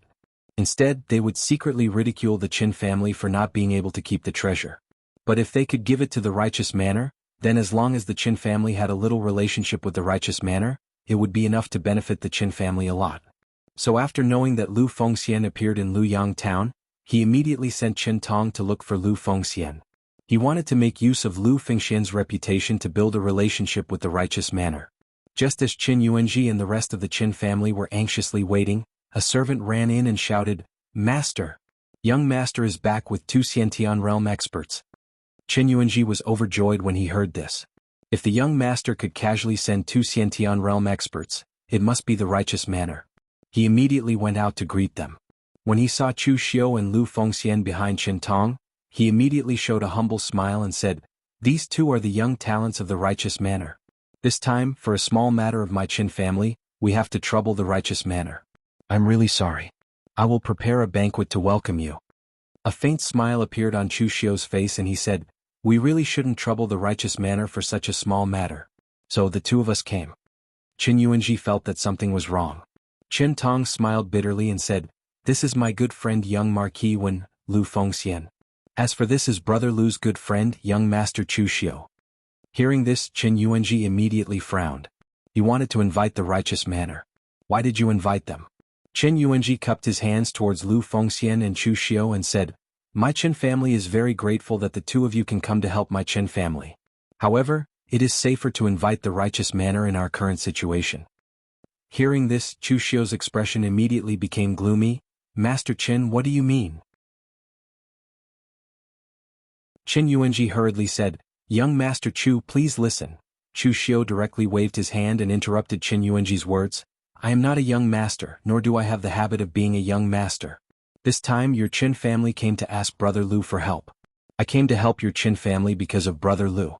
But now you say that you want to invite the Righteous Manor. What do you mean? Are you looking down on us? Brother Lu is a friend of your son, so he can ignore this. But you and I are not related. I rushed to help, but your Qin family is not willing to help. Master Qin, don't blame me for speaking harshly. You are being shameless by doing this. Chu Xiu took a step forward. An extremely strong pressure came from his body, causing Qin Yuanji's expression to change. Everyone's aura came from their own strength and status. Last time in Luyang town, Chu Xiu had killed 4 Khanate realm warriors of the same level. Among them were even Ba Mountain Sword Sect inner sect disciples, the elites of the Jianghu. This also made Chu Xiu realize what level he was in the Jianghu now. So when facing a small family leader like Qin Yuanji, his aura could definitely suppress the other party. Chu Xiu directly stared at Qin Yuanji and said, Master Qin, since the two of us are already here, you do as you see fit. It is the first time I have seen someone come to help but ask for help. But I still have to remind you that my temper is not as good as Brother Lu's. Hearing Chu Xiu's vague threat, Qin Yuanji cursed in his heart. Cursing Chu Xiu was also cursing Qin Tong. They did not find the people from the morgue, but found such an unreasonable person who forced them to help. But now that they were here, even if the Qin clan wanted to go to the memorial hall, they had no way to find it. They could only accept this matter. However, if the two of them could really help the Qin clan protect the spiritual medicine, they would not suffer a loss. Qin Yuanji smiled bitterly and cupped his hands. In that case, I will trouble you two young heroes. Chu Xiu directly waved his hand and said, "This matter is very simple. When I came, I already had a plan. Since the three families are afraid of each other and did not make a move, then we will help them break this balance. But we need something to break this balance. Master Qin, lend us your purple dogwood." Qin Yuanji's expression suddenly changed. "Young hero Chu, what do you need this thing for?" Chu Xiu faintly said, "Without enough attraction, what can I use to break the balance of the three families? Is Master Qin worried that we will take the purple dogwood for ourselves? Even if Master Qin does not trust me, do you not trust Brother Lu behind me?" Lu Fengxian did not speak. Before coming, he and Chu Xiu had discussed it. Everything would be decided by Chu Xiu. Now hearing Chu Xiu's words, Lu Fengxian also said, "Master Qin, although I, Lu Fengxian, am not a good person, I know what to take and what not to take. If you don't believe me, you can ask Brother Qin whether I, Lu Fengxian, am worthy of his trust." Qin Yuanji hurriedly said, "Of course, this one did not mean that." After saying that, Qin Yuanji gave a look to the servant. After a while, the servant came over with a box. It was a secret box, but it was a very rare wooden box. Qin Yuanji did not give the secret box to Chu Xiu and Lu Fengxian, but directly handed it to Qin Tong and said, "After all, this is my Qin family's matter. I can't just let you two young heroes take action. You also go and help." A faint smile appeared on Chu Xiu's face. Lu Fengxian was expressionless, but obviously he was also a little uncomfortable at this time. Qin Yuanji's attitude clearly showed that he did not trust them, afraid that they would take the purple dogwood.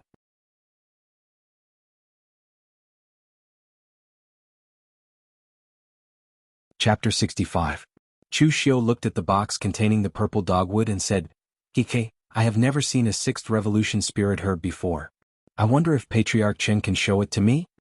Qin Yuanji smiled awkwardly and said, "It's not a problem to take a look, but the medicinal properties of this purple dogwood are a bit strange. When it is sealed, the medicinal properties will dissipate a lot every time it is opened. When we opened the box, the sealing formation was destroyed, so a part of the medicinal properties had dissipated. So we are trying to find someone to seal the purple dogwood again." Chu Xiu didn't insist, and he just revealed a mysterious smile. He turned to Qin Tong and said, "Since those three clans are pressuring your Qin clan so tightly, then we shouldn't delay any longer. Let's just attack. Tell me about the strength and situation of those three clans." Qin Tong hurriedly said, "Among the three forces, the Three Mountains sect has 3 innate experts. These three people were actually bandits of Three Mountains in the early years. After they were annihilated by the Northern Yen army, the three of them were lucky enough to escape. The Yu clan is slightly weaker, but the Yu clan's patriarch and his brother are both Xiantian experts. The strongest among the three clans should be the Black Tiger Gang. The leader of the Black Tiger Gang, Chao Dahai, is a peak Xiantian expert.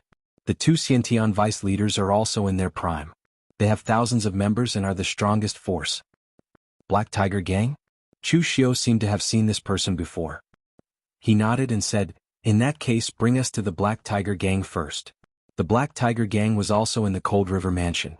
When Qin Tong brought two people to the Black Tiger Gang, the gang leader Chao Dahai thought that the Qin clan had finally thought things through and was preparing to offer the treasures.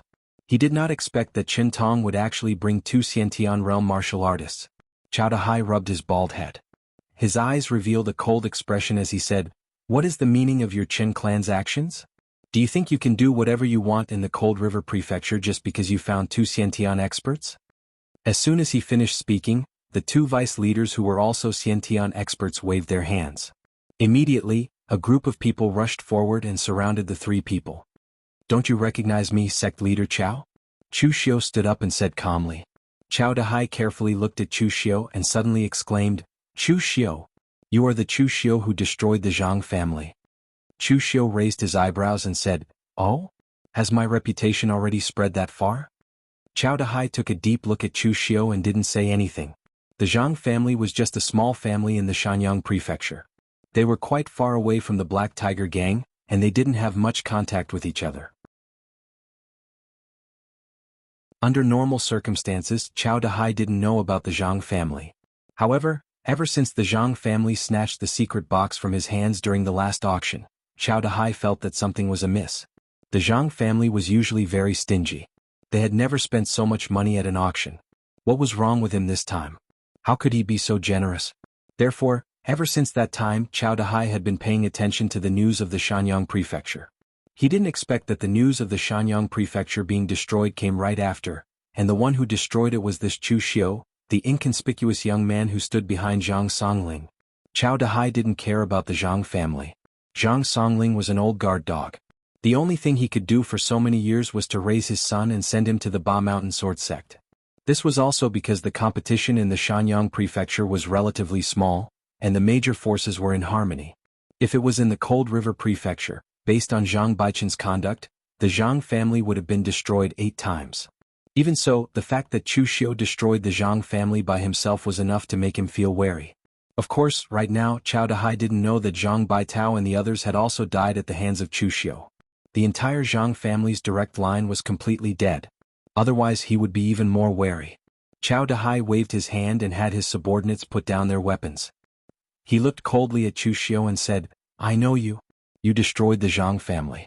But why are you here today? Do you want to stand up for the Qin family?"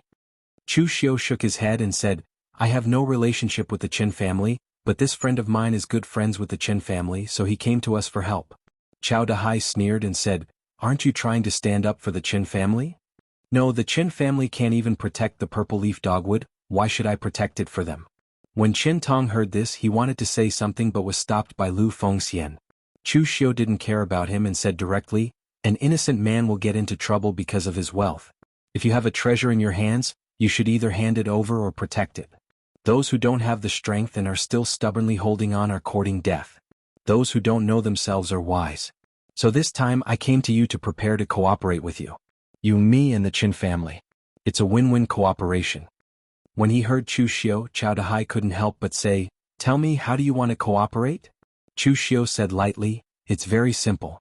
Now that the 3 parties want the purple leaf dogwood, the Qin family can't keep it, so they decided to hand it over. But if the Qin family handed it over for nothing, it would be too much of a loss. So we want to cooperate with you to destroy the 3 Mountains sect and the Yu family. When the dust settles, the purple leaf dogwood will belong to you, and the 3 Mountains sect and the Yu family's property will belong to the Qin family. As for me and Brother Lu, the 2 of us only want the cultivation resources of these 2 families. Brother Lu and I are rogue cultivators, so we lack a lot of things. The purple leaf dogwood isn't a medicinal pill but a spiritual medicine. With our connections, it would be too difficult to find someone to refine it into a medicinal pill. Fortunately, we didn't need it in the end. We just want the medicinal pills and other cultivation resources of these 2 families." Chao Dahai touched his chin and a cold light flashed in his eyes. He said, "It sounds good, but why should I cooperate with you? With the strength of my Black Tiger gang, even if we don't cooperate with you, we have the highest chance of getting the secret box." Chu Xiu stretched out his hand, condensing his heaven-piercing baleful qi inner strength into one of his fingers. He lightly drew a circle on the pillar of the Black Tiger gang's lobby. With a kacha sound, the stone pillar, which would require a person's arms to encircle it, directly tilted and collapsed. The place that Chu Xiu drew was even more neat than a knife's cut. Chu Xiu said lightly, "Of course, with our strength. If we help you, you can smoothly deal with those 2 families. If you don't cooperate with us, then we can go find the 3 Mountains sect or the Yu family. With my and Brother Lu's strength, no matter who we help, their chances of winning will skyrocket.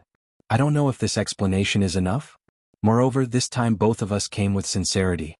The purple leaf dogwood is in Qin Tong's hands." Looking at the neatly broken stone pillar, Chao Dahai's expression slightly changed. With his strength, it was not difficult for him to shatter the stone pillar with a single punch. However, it was the first time he had seen someone like Chu Xiu, who had gathered his strength together and forcefully broken the stone pillar. If such a powerful and sharp inner strength hit a person's body, even if Chu Xiu didn't use a knife, he would be able to forcibly cut open the person's stomach. Looking at the secret box, then looking at the stone pillar, Chao Dahai's expression immediately changed. He laughed and said, "Brother Chu, don't mind me, I was just saying. How do you want to deal with those two families, Brother Chu, just say it." This Chu Xiu was able to destroy the Zhang family. Obviously he wasn't a good person. In all fairness, Chao Dahai didn't want outsiders to participate in this matter. What Chao Dahai was really afraid of was Chu Xiu's threat to cooperate with the other families. The strongest Black Tiger gang could refuse Chu Xiu, but the weakest of the three families, the Yu family, definitely wouldn't refuse. If this Chu Xiu really cooperated with the Yu family, then the Black Tiger gang would be the unlucky ones.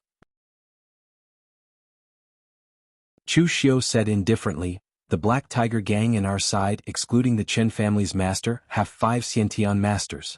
Our strength can definitely suppress the other side. To shoot a man, first shoot the horse. To capture the bandits, first capture the leader. Tomorrow, I will ask the Chen family's master to release a message to summon the Tri-Mountain Sect's sect leader and the 2 Xiantian masters from the Yu family to the Chen family. When that time comes, I will make the first move. Chief Chao, you will lead your men to attack from the back. If there are no accidents, those 5 people will definitely die. When that time comes, with the strength of the Black Tiger gang, it shouldn't be difficult to eradicate the remnants of those 2 families." Chao Dahai clapped his hands and said, "No problem. We will do as Brother Chu said." Chu Xiu cupped his hands and said, "In that case, Chief Chao, let's have a pleasant cooperation." Chao Dahai also grinned and cupped his hands and said, "Let's have a pleasant cooperation." After that, Chu Xiu didn't stay any longer. He immediately left with Lu Fengxian and Qin Tong. After leaving the Black Tiger gang, Qin Tong couldn't help but ask, "Brother Chu, didn't you say that you wanted to deal with those 3 families? Why are you working with the Black Tiger gang now?" Chu Xiu glanced at him and said lightly, "I lied to him. How could you believe that? After dealing with those 2 families, we will deal with the Black Tiger gang. Brother Lu, your father and I will work together. Do you think we can't defeat those 3 people from the Black Tiger gang?" Qin Tong nodded in understanding, but Lv Fengxian beside him shook her head secretly. From the beginning until now, Chu Xiu hadn't said a word of truth. Of course, Lu Fengxian only hoped that the Qin family wouldn't lie to her in the end. Otherwise, no one would want to see the consequences. At this time in the Black Tiger gang, one of the deputy leaders asked Chao Dahai, "Chief, are you really going to work with Chu Xiu? Is this person really reliable?" Chao Dahai touched his bald head and snorted coldly, "Reliable my ass. I just said it and you believed it. Temporarily stabilize him so that he doesn't cooperate with the Yu family or the 3 Mountain sect. You should have heard of the Zhang family of the Shanyang prefecture. Their eldest son joined the Ba Mountain sword sect of West Chu. That Zhang family was destroyed by Chu Xiu.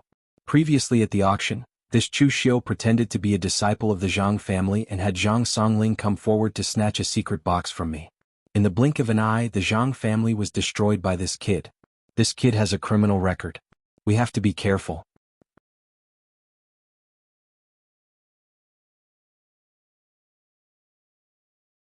Chapter 66.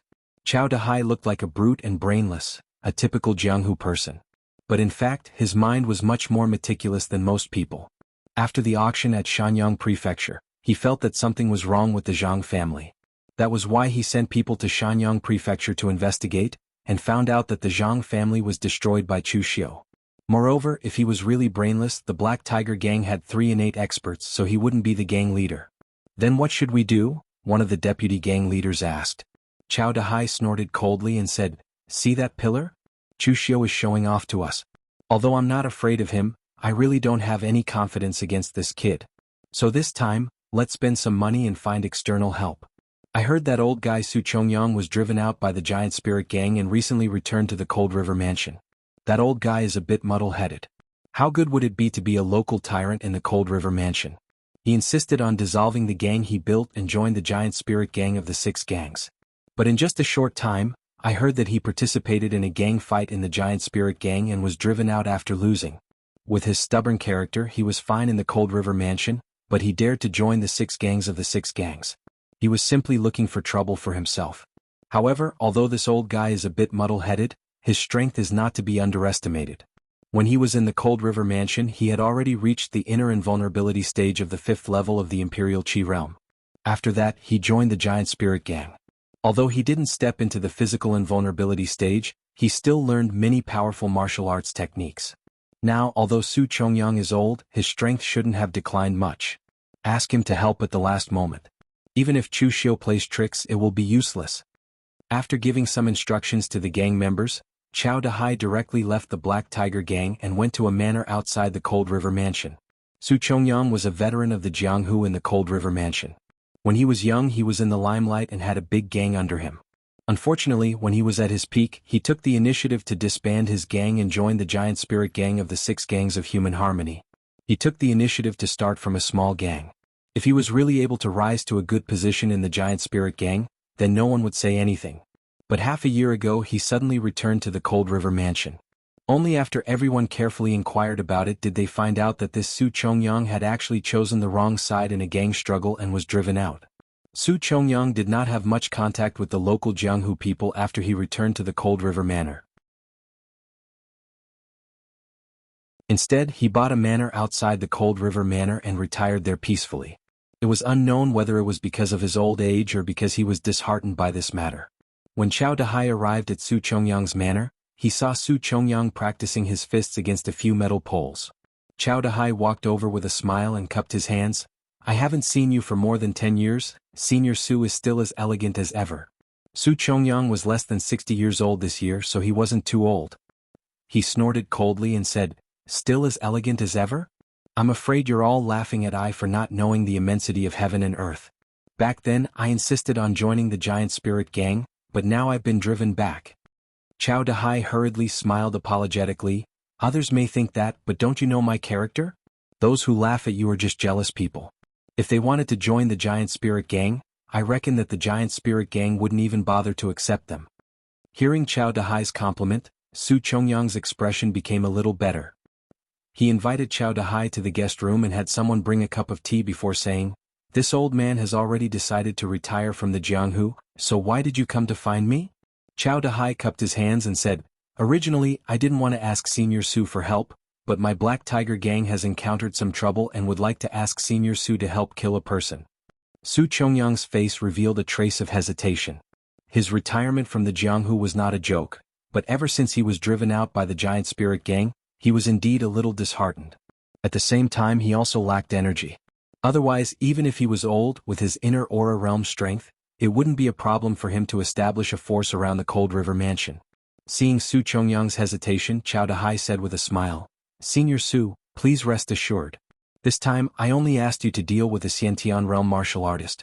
How could there be any experts in the Cold River Mansion? Moreover, after this matter is completed, I still have 1,000,000 taels of silver and 10 500-year-old ginseng shipped from Liaodong. I will definitely not let Senior Su suffer a loss." Hearing this, Su Chongyang's heart suddenly moved. Even if he was driven out by the giant spirit gang, he still had some wealth. However, since he had decided to retire from the Jianghu, he could only spend and not take in. The temptation of 1,000,000 taels of silver was not small for him. Especially the 500-year-old ginseng, which could slow down the decline of qi and blood. For a martial artist like him who was no longer at the peak of qi and blood, and was about to age, it was more attractive than 1,000,000 taels of silver.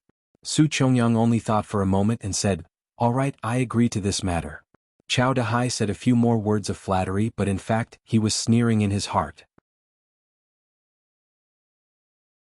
This Senior Su did not seem to have made any progress in the giant spirit gang these years.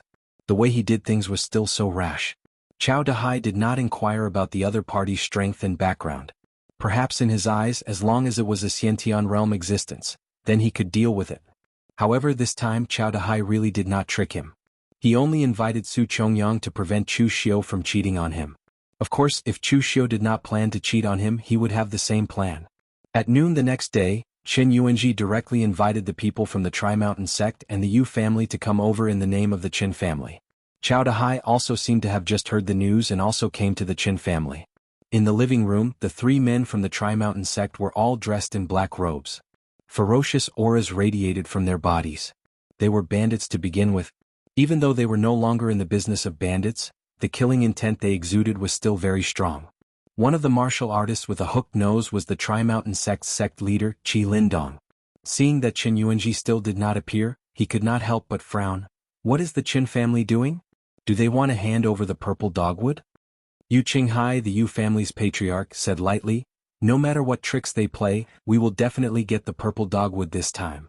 Chao Dahai and the two deputy leaders of the Black Tiger gang sat to the side without saying anything. However, he looked at the people from the Yu family and the Tri-Mountain sect as if he was looking at a dead man. From now on, it was his Black Tiger gang's turn to dominate the Cold River Prefecture. Just at that moment, someone walked out from the inner hall. However, it was not Qin Yuanji. The person in the lead was Chu Xiu. He placed the box containing the secret box on the table and sat in the main seat. Qin Yuanji and the others stood behind him. When the people from the Tri-Mountain sect and the Yu family saw Chu Xiu and Lu Fengxian, their expressions changed slightly. Yu Qinghai directly snorted, "Qin Yuanji, what is the meaning of this?" Chu Xiu said lightly, "Everyone don't worry. Today's matter has nothing to do with Patriarch Qin. Is this what you want?" As he said that, Chu Xiu directly shook the secret box in his hand. Yu Qinghai felt that something was wrong. He frowned and said, "Who are you? What is the meaning of this?"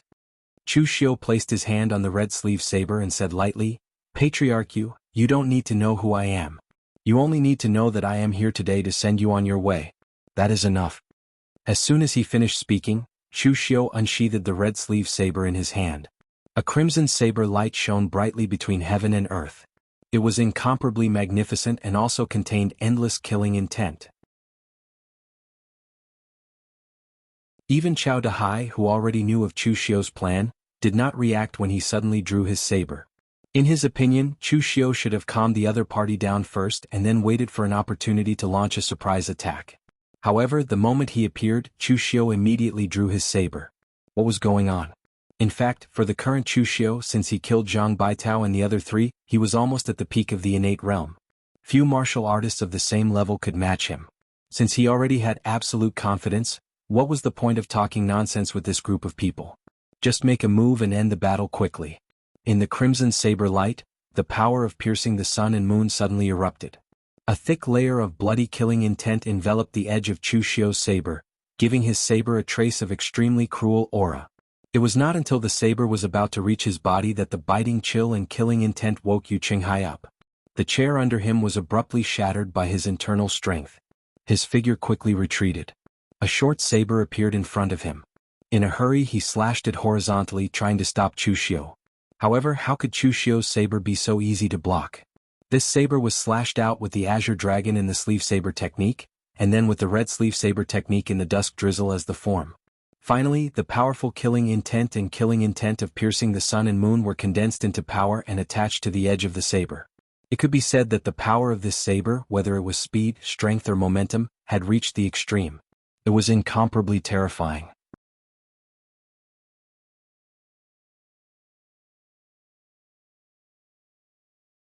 Chapter 67. When it came to explosive power, Chu Xiu, with his Azure Dragon sleeve and piercing sun and moon, was practically the best martial artist of his generation. Back at the inn, he was able to instantly kill Li Qingfeng in a sneak attack, not giving him a chance to retaliate. But now he slashed out with his saber. Although it was not a sneak attack, Yu Qinghai was still unable to block it.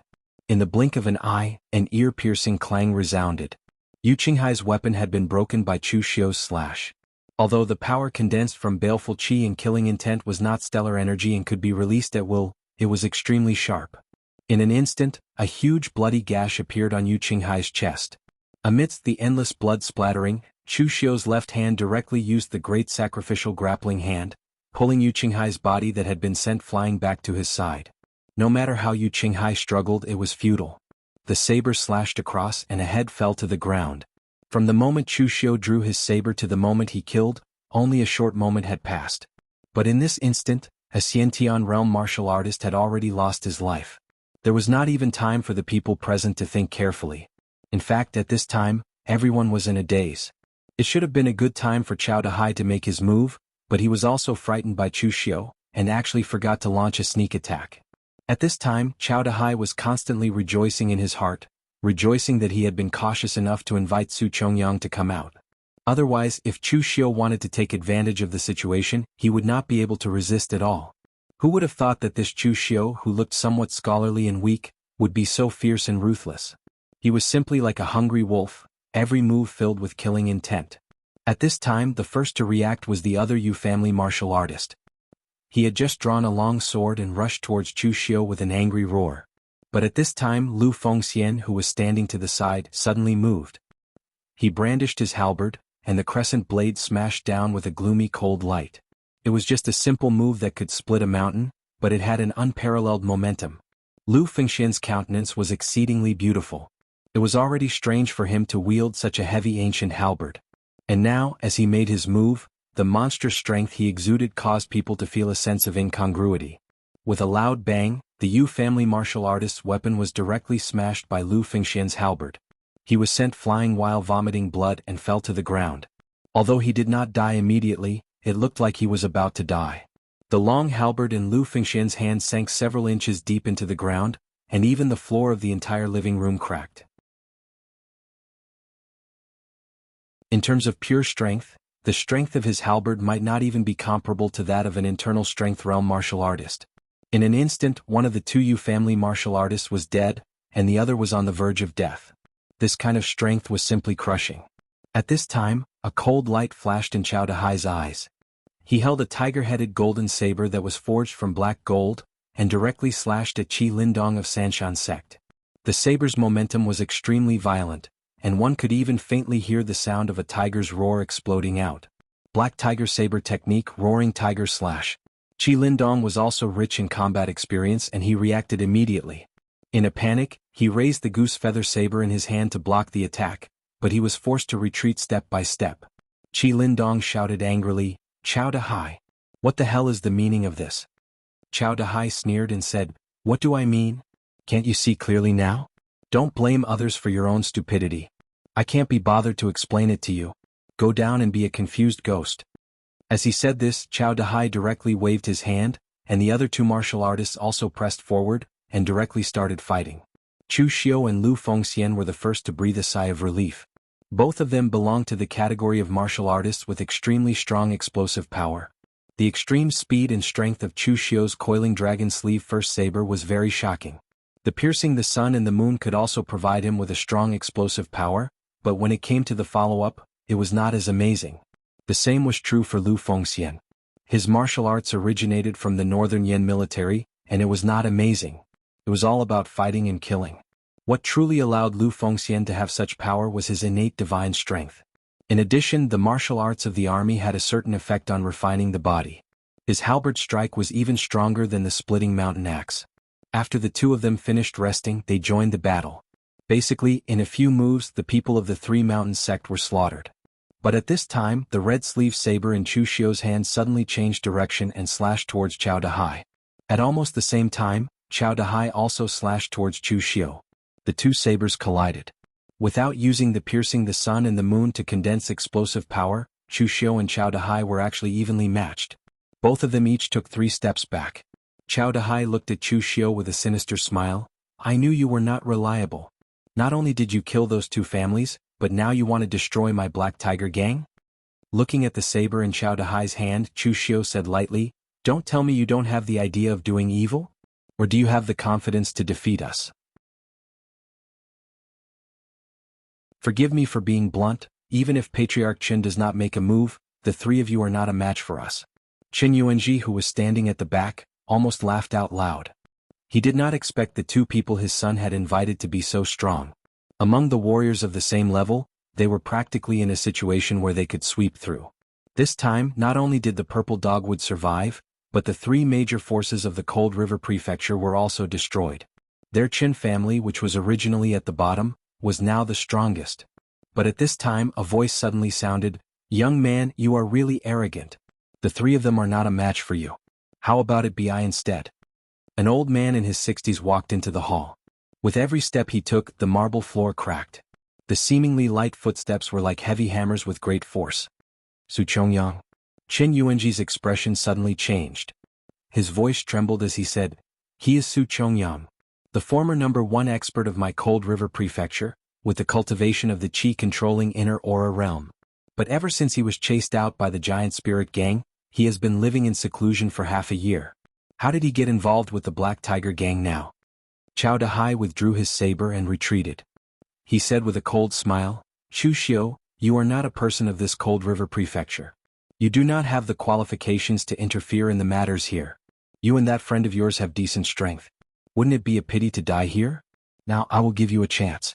Before I go back on my words, hand over the purple dogwood and leave the Cold River Prefecture. Actually, Chao Dahai's original plan was to do evil. He was not some kind person.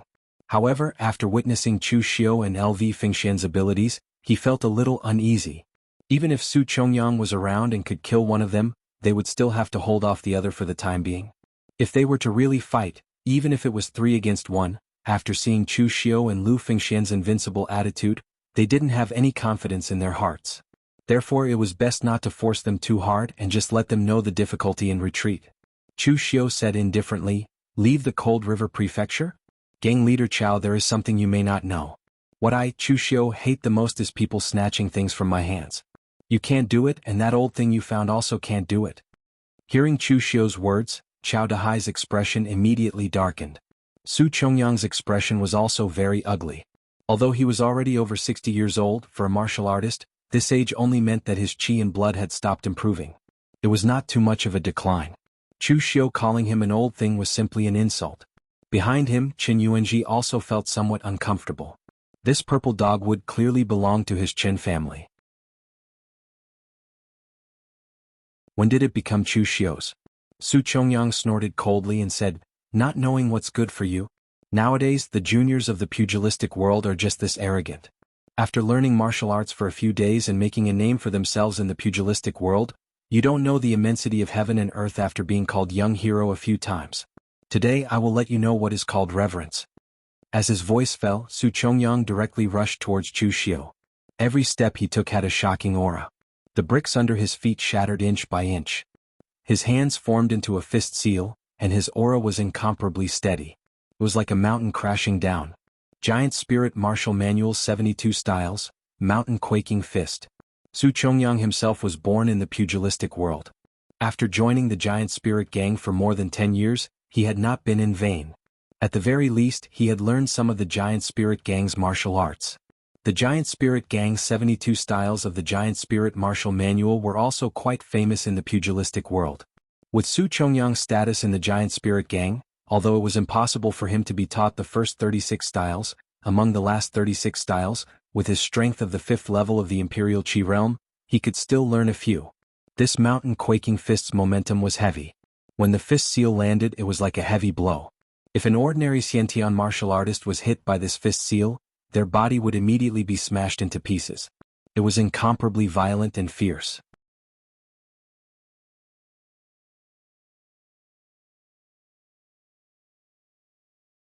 Chapter 68. Su Chongyang didn't use any weapons. When he was born in the wilderness, he used to use weapons. However, after joining the Giant Spirit Gang, he realized that his hands were the best weapons. Just now, he had already seen that Chu Xiu's saber was very fast. However, he wouldn't die if he took Chu Xiu's saber, but Chu Xiu would definitely die if he took a punch from him. As the mountain-shaking fist came crashing down, the scarlet killing intent on the edge of Chu Xiu's saber suddenly exploded. He didn't dodge or evade but directly slashed down with his saber. It was a completely head-on routine. Su Chongyang sneered. His left hand turned into a palm and directly slapped Chu Xiu's saber to the side. The huge force even numbed Chu Xiu's hand that was holding the saber, and the red sleeve saber almost fell out of his hand. The strong wind whistled and Chu Xiu's figure flashed backward. Su Chongyang's right hand's mountain-shaking fist came crashing down, smashing onto the stone pillar in the hall behind him. The huge stone pillar actually exploded with a loud bang and completely shattered. At this time, Chao Dahai and the other two also blocked Lu Fengxian, and began to besiege Lu Fengxian. Lu Fengxian's halberd was powerful and heavy. In a one-on-one fight, even Chao Dahai could only dodge when facing him. But now that it was 3 against 1, they could temporarily restrain Lu Fengxian, so that he couldn't help Chu Xiu. Chen Tong, who was standing at the back, asked Qin Yuanji with some hesitation, "Father, should we go?" Qin Yuanji clenched his teeth, shook his head and said in a low voice, "We can't go. That's an expert in the inner aura realm of the 5th level of the Qi-controlling realm. How can we fight? Chu Xiu won't be able to hold on. Besides, it's useless even if we take the initiative to give in now. The experts of the Three Mountains sect and the Yu clan are all dead. The Black Tiger Gang is the sole power in the Cold River Prefecture. How can they tolerate us? Right now they're just starting to make their move. When Chu Xiu and Lu Fengxian can't hold on any longer, the Black Tiger Gang won't have the energy to stop us. At that time, We'll take the opportunity to escape with the purple dogwood and offer it to them. This way our Qin family will have a chance to survive. Chen Tong was just about to say that the purple dogwood was not with Chu Xiu when he saw Chen Yuanji give him a look. Chen Tong immediately understood what his father meant. At this moment LV Fengxian had fallen into a bitter battle, and it was the same for Chu Xiu. Chu Xiu hadn't seen many martial artists of the 5th level of the Qi-controlling realm. The ones that left the deepest impression on him were the 3 Dragon Riders' Forbidden Army members. And this Su Chongyang in front of him, his battle prowess was even stronger than the 3 Dragon Riders' Forbidden Army members. The 3 Dragon Riders' Forbidden Army members had old injuries that had yet to recover. In terms of strength they were a level lower than Su Chongyang. Moreover, as one of the 6 gangs, the Giant Spirit Gang's techniques might not be weaker than the Dragon Riders' Forbidden Army members. The so-called realm was most directly related to the difference in strength. It wasn't that easy to make up for this gap. Su Chongyang's fists landed. Each punch was powerful and heavy. Chu Xiu could only temporarily dodge. The Azure Dragon Sleeve's extreme speed only had one chance. Chu Xiu didn't dare to use it now, or rather, it wasn't the right time to use it. Seeing that Chu Xiu could only dodge under his attacks, Su Chongyang couldn't help but reveal a hint of pride in his eyes. Previously, Chao Dahai had told him to be careful, that Chu Xiu wasn't weak and so on. What a joke. A martial artist of Chao Dahai's level didn't even know how strong someone in the inner aura realm was. Why would he need to be careful? Although Chu Xiu's sword was indeed very fast, so fast that it surprised him, the innate stage was still the innate stage. The gap of a whole realm wasn't that easy to overcome. Just as Chu Xiu was forced into a corner by Su Chongyang, a sharp murderous intent suddenly exploded in his eyes. The continuous sword intent condensed into a line like a torrential rain. The murderous intent condensed and instantly lit up the blade, reflecting a crimson glow. At this moment, the powerful sword intent that resembled the Azure Dragon goes to sea slashed out. The powerful force exploded. By the time Su Chongyang reacted, the crimson glow of the sword was already in front of him. Feeling the strong murderous intent, Su Chongyang's hair stood on end and cold sweat slid down his face. In Chao Dahai's view, Su Chongyang was a bit brainless. In fact, he was indeed a bit reckless and arrogant. Otherwise, he wouldn't have been kicked out of the Giant Spirit Gang and left the Jianghu in dismay. But after all, he was a martial artist who relied on himself to fight his way to the 5th level of Qi-controlling realm. When it came to actual combat experience, some things had already become instinct. When this could be said to be the strongest attack, Su Chongyang's fist intent suddenly changed from the mountain-shaking fist to the great hand of silk of the Giant Spirit 72 styles. His hands were like a spirit snake. In the blink of an eye, he hit Chu Xiu's blade with more than 10 palms. The true energy in his body completely condensed in his palms, completely defeating the power of piercing the sun and moon on the blade. But even so, at this time, his hands were stimulated by the murderous intent and were dripping with blood. There were countless small cuts on his hands. Chu Xiu hadn't reached the 5th level of Qi-controlling realm, so he couldn't condense Gang Qi. But the murderous intent condensed by piercing the sun and moon was in no way inferior to Gang Qi in terms of power. The great hand of silk had completely grasped Chu Xiu's red sleeve blade. Su Chongyang's eyes still had a touch of fear. If that blade had hit him, he was absolutely sure that he could have beheaded him. Boy, I underestimated you. But now you don't have any more moves, right? Go to hell. Before the voice died away, Su Chongyang directly grabbed the red sleeve blade in Chu Xiu's hand with one hand and punched with the mountain-shaking fist with the other, attacking Chu Xiu. If this punch landed, even if Chu Xiu didn't die, he would be seriously injured. But at this time, Chu Xiu made an unexpected move. He actually abandoned the blade and got close to him, grabbing him directly with both arms. Chu Xiu's amazing blade just now had left a deep impression on him. In his opinion, this Chu Xiu must be an expert who specialized in the way of the blade. Such a warrior's strength would definitely drop by 70% without a blade. Just like the sword cultivators of the 5 major sword sects, the sword in their hands was their life. Without the sword they would lose their life. Su Chongyang didn't know that Chu Xiu would never bet his life on one point. To him the blade was just a handy weapon. Without the blade he could still kill people. Su Chongyang immediately threw away the red sleeve blade in his hand to defend, but his arm was already in Chu Xiu's hand. The great abandoned grappling hand was displayed. In an instant, Su Chongyang felt a strong force coming, which made his expression suddenly change. His great silk hand was also a kind of grappling hand, so he naturally knew the horror of Chu Xiu's grappling hand. Su Chongyang's left arm shook like a snake, trying to break free from Chu Xiu's grasp. His right hand directly punched at Chu Xiu, ready to force him to retreat. Su Chongyang was not an opponent who was weaker than Chu Xiu in the past. In the face of an existence at Su Chongyang's level, even if the great abandoned grappling hand could temporarily capture the opponent, Chu Xiu could not completely crush the opponent's muscles and bones. The grappling hand was originally a kind of martial art that could move 1,000 caddies with 4 ounces of force, but if one wanted to move 1,000 caddies, one had to at least have the strength of 1,000 caddies to be able to move it with only 4 ounces of force. So in the current situation, Chu Xiu could not completely capture Su Chongyang, so he could only choose to retreat for the time being. But at this time, Chu Xiu's choice stunned him. Instead of dodging, Chu Xiu directly used the great abandoned grappling hand with all his strength. His arms were like coiling dragons as they strangled down. In an instant, Su Chongyang's arm was twisted into the shape of a fried dough twist. Su Chongyang let out a cry of pain as the force of the mountain-shaking fist landed on Chu Xiu's chest. Almost in an instant, he heard the sound of bones shattering as his internal organs were torn apart. This punch had already caused Chu Xiu to suffer heavy injuries. One's arm was crippled, and the other's internal organs were ruptured. No matter how one looked at it, it was Chu Xiu who was at a disadvantage. Although Chu Xiu could use the strength of the Xiantian realm to force an expert of the 5th level of Qi-controlling realm into such a state, in fact, the one who was at a disadvantage was Su Chongyang. But at this time, Chu Xiu's face turned red, and he let out a muffled groan. Enduring the pain, he concentrated the power of piercing the sun and moon on his face, and directly spat a mouthful of blood at Su Chongyang. That was the extravasated blood caused by the rupture of Chu Xiu's internal organs. Just now he had forcibly held back from spitting it out. But at this time, under the powerful force of piercing the sun and moon, the extravasated blood was no longer fresh blood, but a blood arrow that was like a hidden weapon. No matter how Su Chongyang defended, he did not expect that Chu Xiu would actually use this move. The blood arrow hit his face and immediately his eyes were smashed. Su Chongyang immediately let out a cry of pain, and his figure quickly retreated. At this time, Chu Xiu was like a maggot attached to a bone, sticking close to Su Chongyang's body. The power of piercing the sun and moon gathered in his 2 fingers, causing his 2 fingers to turn red like blood. This finger fell extremely quickly, and accurately pierced into Su Chongyang's throat.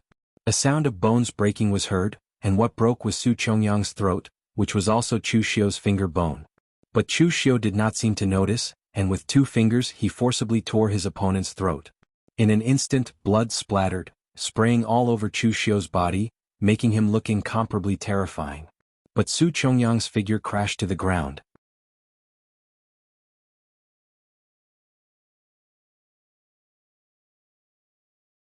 Chapter 69. There had been cases of innate realm martial artists killing inner aura realm martial artists, and it was not rare in Jianghu. Chu Xiu had even seen those 3 Dragon Riders Imperial Army martial artists die at the hands of Chu Zongguang and Shen Yimou even though they were inner aura realm martial artists. However, this kind of killing was done by relying on external trump cards. For Chu Xiu to kill an expert in the inner aura realm face to face, this kind of situation still made everyone feel that it was inconceivable. The most shocked were Chao Dahai and the other 2. They never thought that they would be killed by Chu Xiu after finding an expert in the inner aura realm. They were shocked in their hearts, but as their opponent, Lu Fengxian, was still incomparably calm.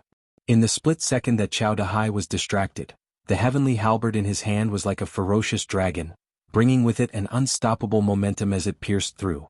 With a loud bang, it directly nailed Chao Dahai to the wall. Blood flowed from Chao Dahai's mouth, and his eyes revealed a hint of unwillingness. He never thought that he would actually die in the hands of Lu Fengxian. One had to know that he had always been afraid of Chu Xiu, including the reason why he called Su Chongyang over, was actually because he was afraid of Chu Xiu. However, he did not expect that Lu Fengxian, who seemed to only have an outstanding appearance, would actually have such terrifying strength. The other 2 warriors of the Black Tiger gang were stunned. Their leader was dead. Should they still fight? One wanted to fight again because Chu Xiu was covered in blood and looked incomparably miserable. He had probably lost the ability to fight, and it was not easy for Lu Fengxian to fight 3 people in a row. After nailing Chao Dahai to death, his inner strength was about to be exhausted, and he was even panting slightly. As long as he finished off Lu Fengxian, they would win. The other one was frightened by this scene and only wanted to escape. Moreover, now that Chao Dahai was dead, the leader of the Black Tiger gang should be changed. Therefore, the two of them moved at the same time, but the result was that they strangely rushed in two different directions. One escaped from the Chen family, and the other rushed towards Lu Fengxian. Seeing this scene, the warrior who attacked Lu Fengxian wanted to curse, but Lu Fengxian did not give him the chance to curse at all. A powerful halberd had already appeared in front of him. Although Lu Fengxian had consumed a lot of her own strength, an ordinary Xiantian stage warrior was still not a problem for Lu Fengxian. After a few moves, he was directly killed by Lu Fengxian. Chu Xiu did not chase after the warrior from the Black Tiger gang who escaped. That person was already scared out of his wits. There was no point in killing him. There were more important things to do in front of him. The hall was filled with corpses and fresh blood. Chen Yuanji walked over and said with a smile, "This time I really have to thank the two of you for helping my Chen family protect the purple leaf dogwood. My son has two good friends like you. It is really the fortune of 3 lifetimes." Chu Xiu shook off the blood on his blade and suddenly raised his head to ask, "Does Chen family head think that I'm an idiot?" The smile on Chen Yuanji's face froze and he asked doubtfully, "Young hero Chu, why do you say that? Of course you can't be an idiot."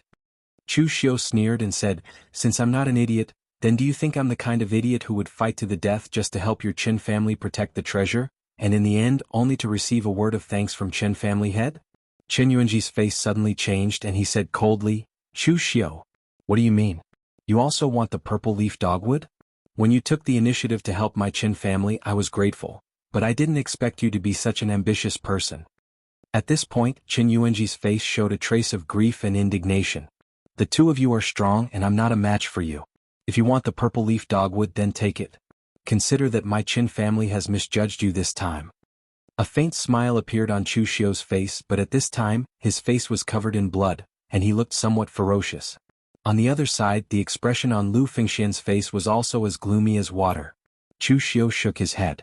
"I said, Chen family head, don't treat me as an idiot. I should say that from the beginning, you didn't believe the two of us at all." Chu Xiu took out the secret box containing the purple leaf dogwood, opened it and casually threw it on the ground. There was only a pile of ordinary weeds inside. Chu Xiu turned his gaze to Lu Fengxian. "Brother Lu, I said that you don't have a good eye for people. Do you believe me now?" Lu Fengxian's face was gloomy and he didn't speak. Although he didn't want to believe that Chen Tong was lying to him, in fact, he had already seen that something was wrong. When Su Chongyang appeared just now, although they were at a disadvantage, they still had the strength to fight back. In the end, Chen Yuanji didn't make a move, and it was obvious that he had other thoughts. Seeing that his thoughts were seen through, Chen Yuanji put away the fake smile on his face and said coldly, "Chu Xiu, don't think that I don't know what you're thinking. You said that I don't believe you, but you, Chu Xiu, didn't have good intentions from the beginning. You're the same as the Black Tiger gang and the others. You're all after my Chen family's purple leaf dogwood."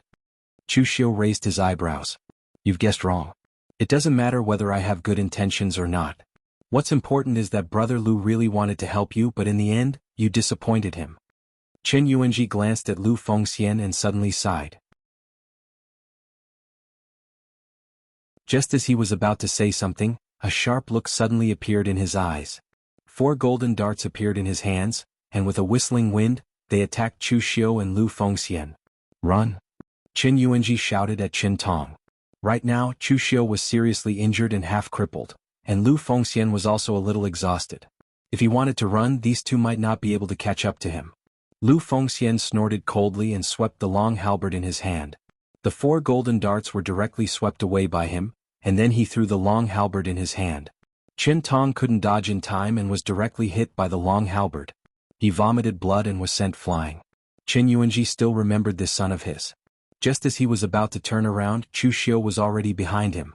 Using the great sacrificial grappling hand, Chu Xiu's killing intent erupted and instantly twisted Chen Yuanji's arms, crippling him. Chu Xiu directly threw Chen Yuanji and Chen Tong in front of Lu Fengxian and said casually, "Brother Lu, you've lost this bet. I won't be polite with the purple leaf dogwood. How are you going to deal with these two?" Lu Fengxian didn't say it directly. Instead, he stared at Chen Tong and said, "You looked for me in the beginning because you wanted to use me to make a connection with the memorial hall? You should know what kind of person I, Lu Fengxian, am. Why didn't you say it directly? Why did you have to lie to me?" Seeing this scene, Chu Xiu couldn't help but shake his head. This old man had fallen for many people in his life, and it wasn't the first or second time. This Chen family was like a snake trying to swallow an elephant. They wanted to use the purple leaf dogwood to play a big game, but in the end they lost themselves. If he had chosen to give the purple leaf dogwood to the three sects and let them fight for it, then nothing would have happened. In Chu Xiu's view, their idea of using the purple leaf dogwood to make a connection with the memorial hall was very stupid. This Chen family's patriarch obviously thought too highly of the memorial hall. The memorial hall was also a sect in the underworld. As long as it was a sect in the underworld, it was all about benefits. Even if you offered the purple leaf dogwood and made a connection with the memorial hall, it would be useless if you were too weak and too useless to bring benefits to the memorial hall. In the underworld, only benefits were eternal, but only strength was the real foundation. This Chen family's patriarch's strength was not even as good as Zhang Songling. It could be said that he was the weakest inborn expert that Chu Xiu had ever seen. With such a weak strength, he dared to scheme to make a connection with the memorial hall. This was the kind of person who didn't know his place. At this time, facing Lu Fengxian's accusation, Qin Tong's face revealed a trace of regret. However, he didn't regret lying to Lu Fengxian. He regretted bringing Chu Xiu and Lu Fengxian together when he found out that they were together. He shouldn't have brought them to the Chen family. Unfortunately, it was all too late now. So Qin Tong directly gritted his teeth and said, "Brother Lu, this matter is my family's fault. You can kill me, but please let my father go." He knew Lu Fengxian's character. He was decisive enough to deal with his enemies, but when it came to his friends, Lu Fengxian probably wouldn't be so ruthless. On the other side, Qin Yuanji also said in a hoarse voice, "Young heroes, this matter is all my fault. I was the one who came up with the idea. Please let my son go." Lu Fengxian let out a long breath. He directly said to Chu Xiu, "I'll leave it to you." After that, Lu Fengxian directly picked up his halberd and stood at the door. Qin Tong was right. Lu Fengxian couldn't be ruthless to his former friends, but it didn't mean that he was soft-hearted. Even in the face of Qin Tong's deception, he wouldn't let him go. Lu Fengxian knew Chu Xiu's character. Since he said that he would leave it to Chu Xiu, he didn't care what Chu Xiu would do to them.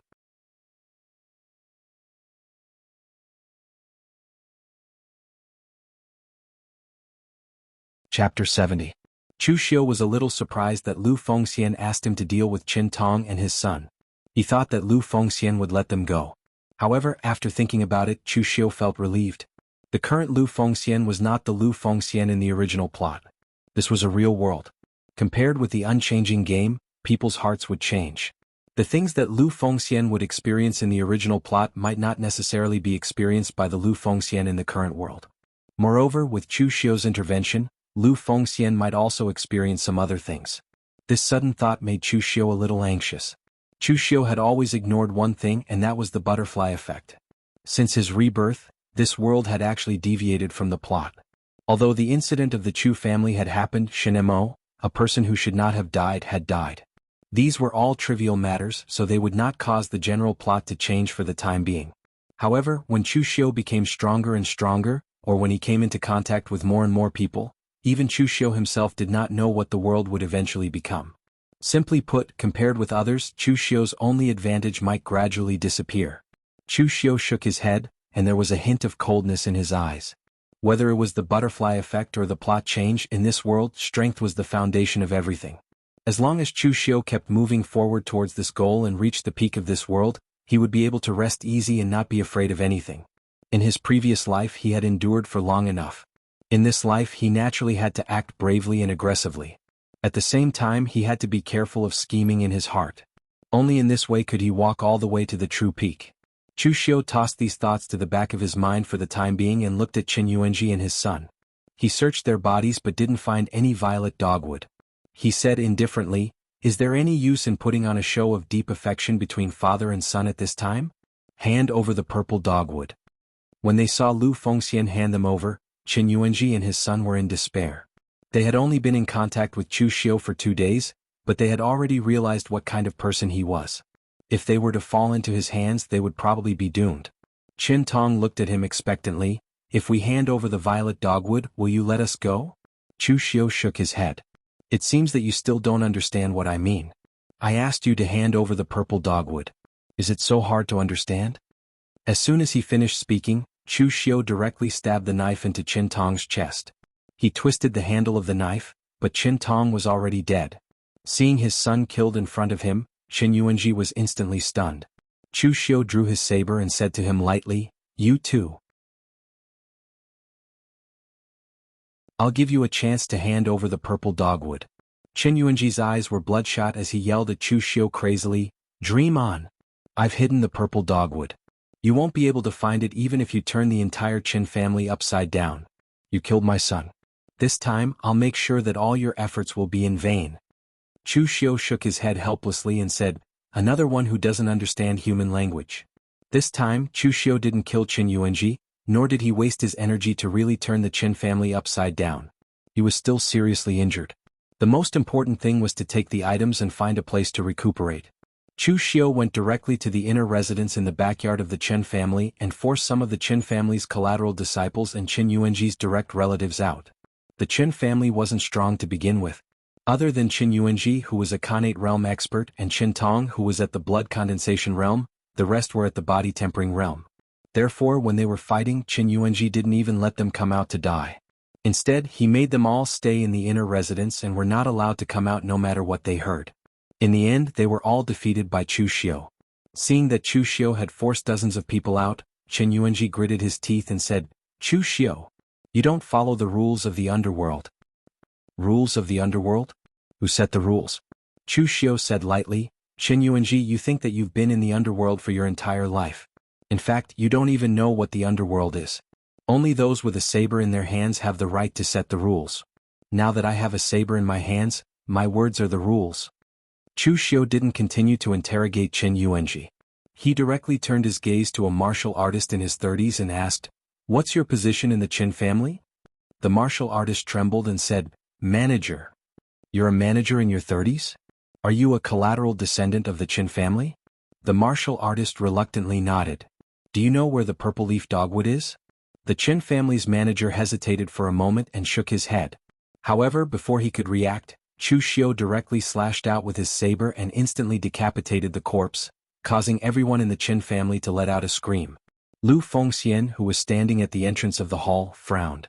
He didn't agree with Chu Xiu's indiscriminate killing of innocent people, but he didn't say much when he thought of what Qin Yuanji and his son had done. Chu Xiu turned his gaze to the second person expressionlessly. "Do you know where the purple leaf dogwood is?" The second martial artist was in his 40s and was also a collateral descendant of the Qin family. When he saw Chu Xiu's gaze turn over, he immediately broke down and shouted, "Don't kill me. I know. The purple leaf dogwood is in the secret room in the patriarch's house, but the key to open the secret room is in the hands of the patriarch and the young master. Only when the two keys are combined can the secret room be opened." Chu Xiu curled his lips and said, "Take the key to open the secret room and bring me the purple leaf dogwood and the Qin family's medicinal pills. Don't think about escaping unless you are confident that you can be faster than me." The Qin family's collateral descendant trembled as he searched Qin Tong's corpse for a copper cloud pattern that looked like an ornament. Then, under Qin Yuanji's murderous gaze, he found a very similar cloud pattern on his body. If one didn't look carefully, they wouldn't be able to tell that it was the key. Holding the key, the Qin family's collateral descendant almost used the fastest speed to bring the purple leaf dogwood and a large bag of bottles and jars to Chu Xiu and said with a trembling voice, "Sir, the Qin family's treasures are all here." Chu Xiu patted his shoulder and praised, "Not bad from now on, you are the Qin family's patriarch." The collateral descendant was stunned and stammered, "But the patriarch." Before he could finish his words, Chu Xiu directly pierced Qin Yuanji with his saber and pulled out the crimson saber. He shook off the blood on the saber and said, "It's done now. You are the new patriarch." After putting these things into the secret space box, Chu Xiu directly left with Lu Fengxian. Apart from Qin Yuanji and his son, there were no other direct descendants in the Qin family. After killing the two of them, the direct descendants could be considered to be completely destroyed. Moreover, before leaving, Chu Xiu casually appointed a collateral descendant to be the patriarch. He just said it casually, but things like power can make people lose themselves. Without the direct descendants, how the collateral descendants would fight was not something that Chu Xiu would consider. Now that Chu Xiu was seriously injured, he was not in a hurry to return to Luyang town. Instead, he planned to find a remote barren mountain to recuperate. On the way, Lu Fengxian suddenly said, "Brother Chu, this time you helped me, I will leave all the purple leaf dogwood to you. I won't take my share." Chu Xiu raised his eyebrows and said, it's not really helping you. Actually, my goal from the beginning was the purple leaf dogwood. Moreover, if you hadn't stopped those 3 from the Black Tiger gang, I wouldn't have been able to kill Su Chongyang." Lu Fengxian shook her head firmly and said, "The meaning is different. To me you are helping me." Seeing that Lu Fengxian was so insistent, Chu Xiu did not argue, because that was Lu Fengxian's personality. If you helped him a little, he would return 10 times the favor. Therefore, in the original plot, Nie Donglu was mostly trying to win over Lu Fengxian. But even so, in the end, Lu Fengxian was still willing to help Nie Donglu, and even took the blame for him. "By the way, Brother Chu, I have something to say, although you might not like it." Lu Fengxian looked at Chu Xiu and said, "Brother Chu, your personality is a little extreme and it's easy for you to kill too many people, just like how you killed the collateral descendant of the Qin family today. Although killing is inevitable in the pugilistic world, you can't be controlled by killing intent. My master once said that when he was in the Northern Yan military, he fought with Eastern Qi and killed countless people. In the end, he was so angry that he almost killed his own people. This kind of situation is a shock to the state of mind, and it can easily affect future cultivation." Lu Fengxian did not blame Chu Xiu for killing innocent people. He was just worried that if Chu Xiu continued killing, it would be easy for him to fall into the devil's path. Chu Xiu smiled and said, "Brother Lu, if I said that I actually don't like killing, would you believe me?" Lu Fengxian did not say anything, but just looked at Chu Xiu with an expression that said, "Do you think I would believe you?" Chu Xiu shook his head and said, "I'm telling the truth. Killing is just a means to me to achieve my goal. If there is a more convenient and faster way, I would not want to kill people. But most of the time, killing is the best way to solve problems. Just like just now, there is a great fear between life and death. Although there are many people in this world who are not afraid of death, there are definitely not many. You also saw that killing only one person saved me a lot of energy and time. It's very worth it. Also, you don't have to worry that I will be affected by the killing intent and evil aura. Among the cultivation techniques I'm practicing now, there is a devil's cultivation technique that can gather the killing intent and evil aura between heaven and earth to attack the enemy. Its power in close combat is not inferior to Gang Qi. No matter what kind of power it is just a means to me, a kind of tool. People will not be driven and influenced by tools." Lu Fengxian nodded. It was good that Chu Xiu knew this. Moreover, some of Chu Xiu's theories sounded very novel to him and he felt a little emotional and inspired.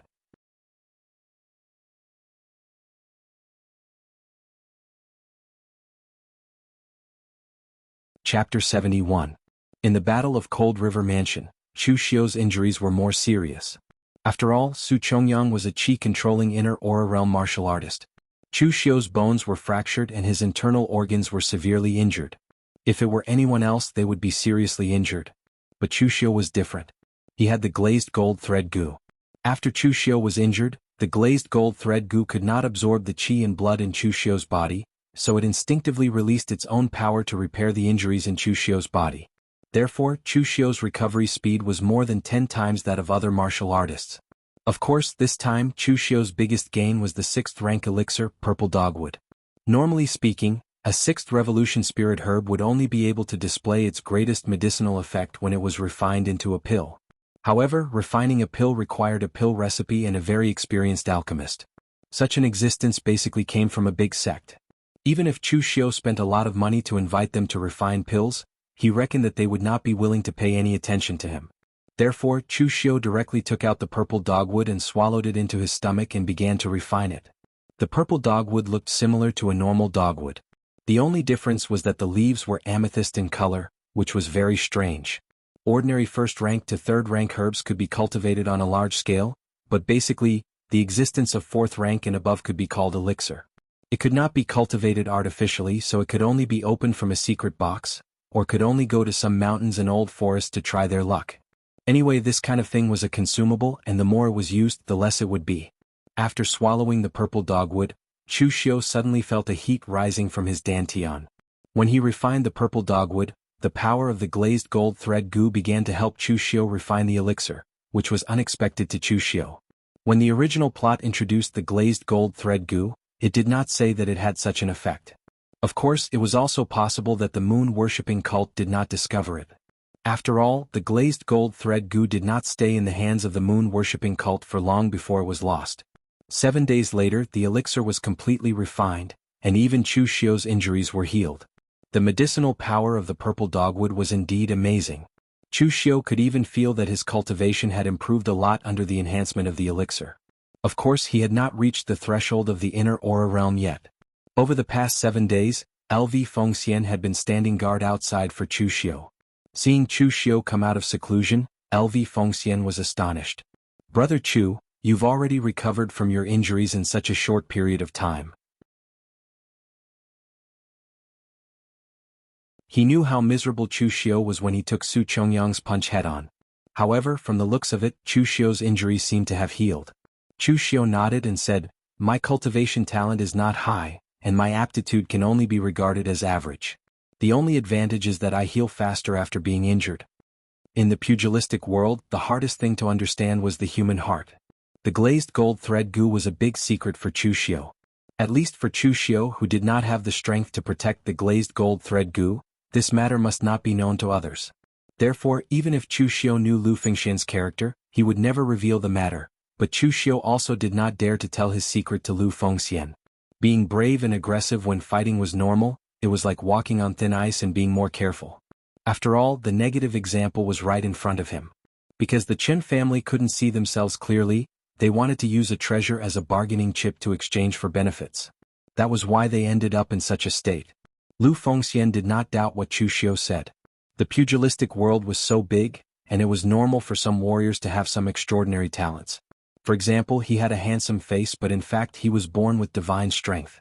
He could wield a heavy weapon like halberd like a toy in his hands. "Brother Chu, where are you going next?" "I came out of Yanxi this time and plan to wander in the Yan kingdom for a while," Lu Fengxian asked. Chu Xiu patted Lu Fengxian's shoulder and said, "Don't be so anxious to go out. Go back to Luyang Mountain and have a look. Maybe there will be a surprise. It has been rumored for a long time that Luyang Mountain has a rare treasure. We should be able to see it when we go back now.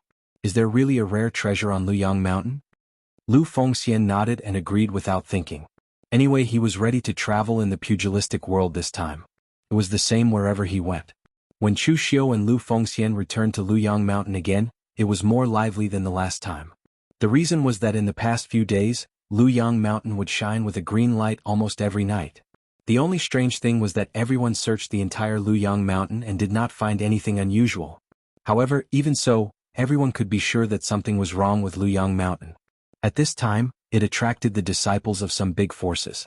When Chu Xiu heard the news, he thought to himself, "The relic in Luyang Mountain is probably going to open soon.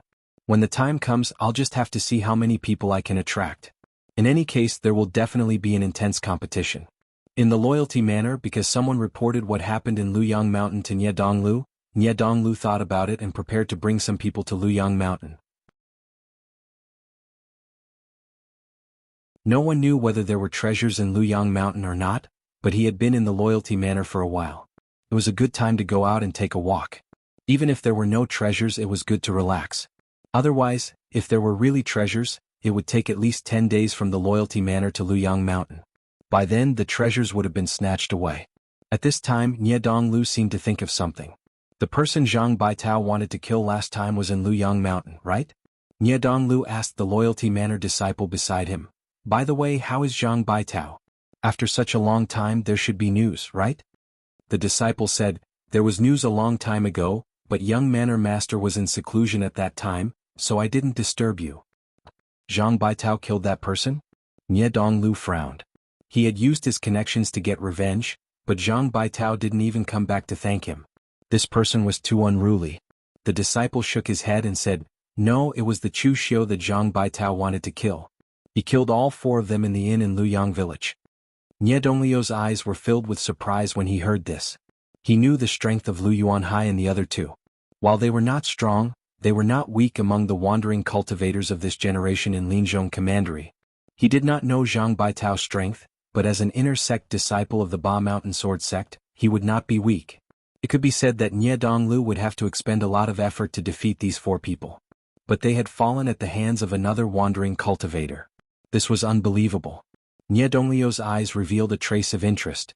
If Chu Xiu was still in Lvyang Mountain, he was prepared to spend a lot of effort to recruit him.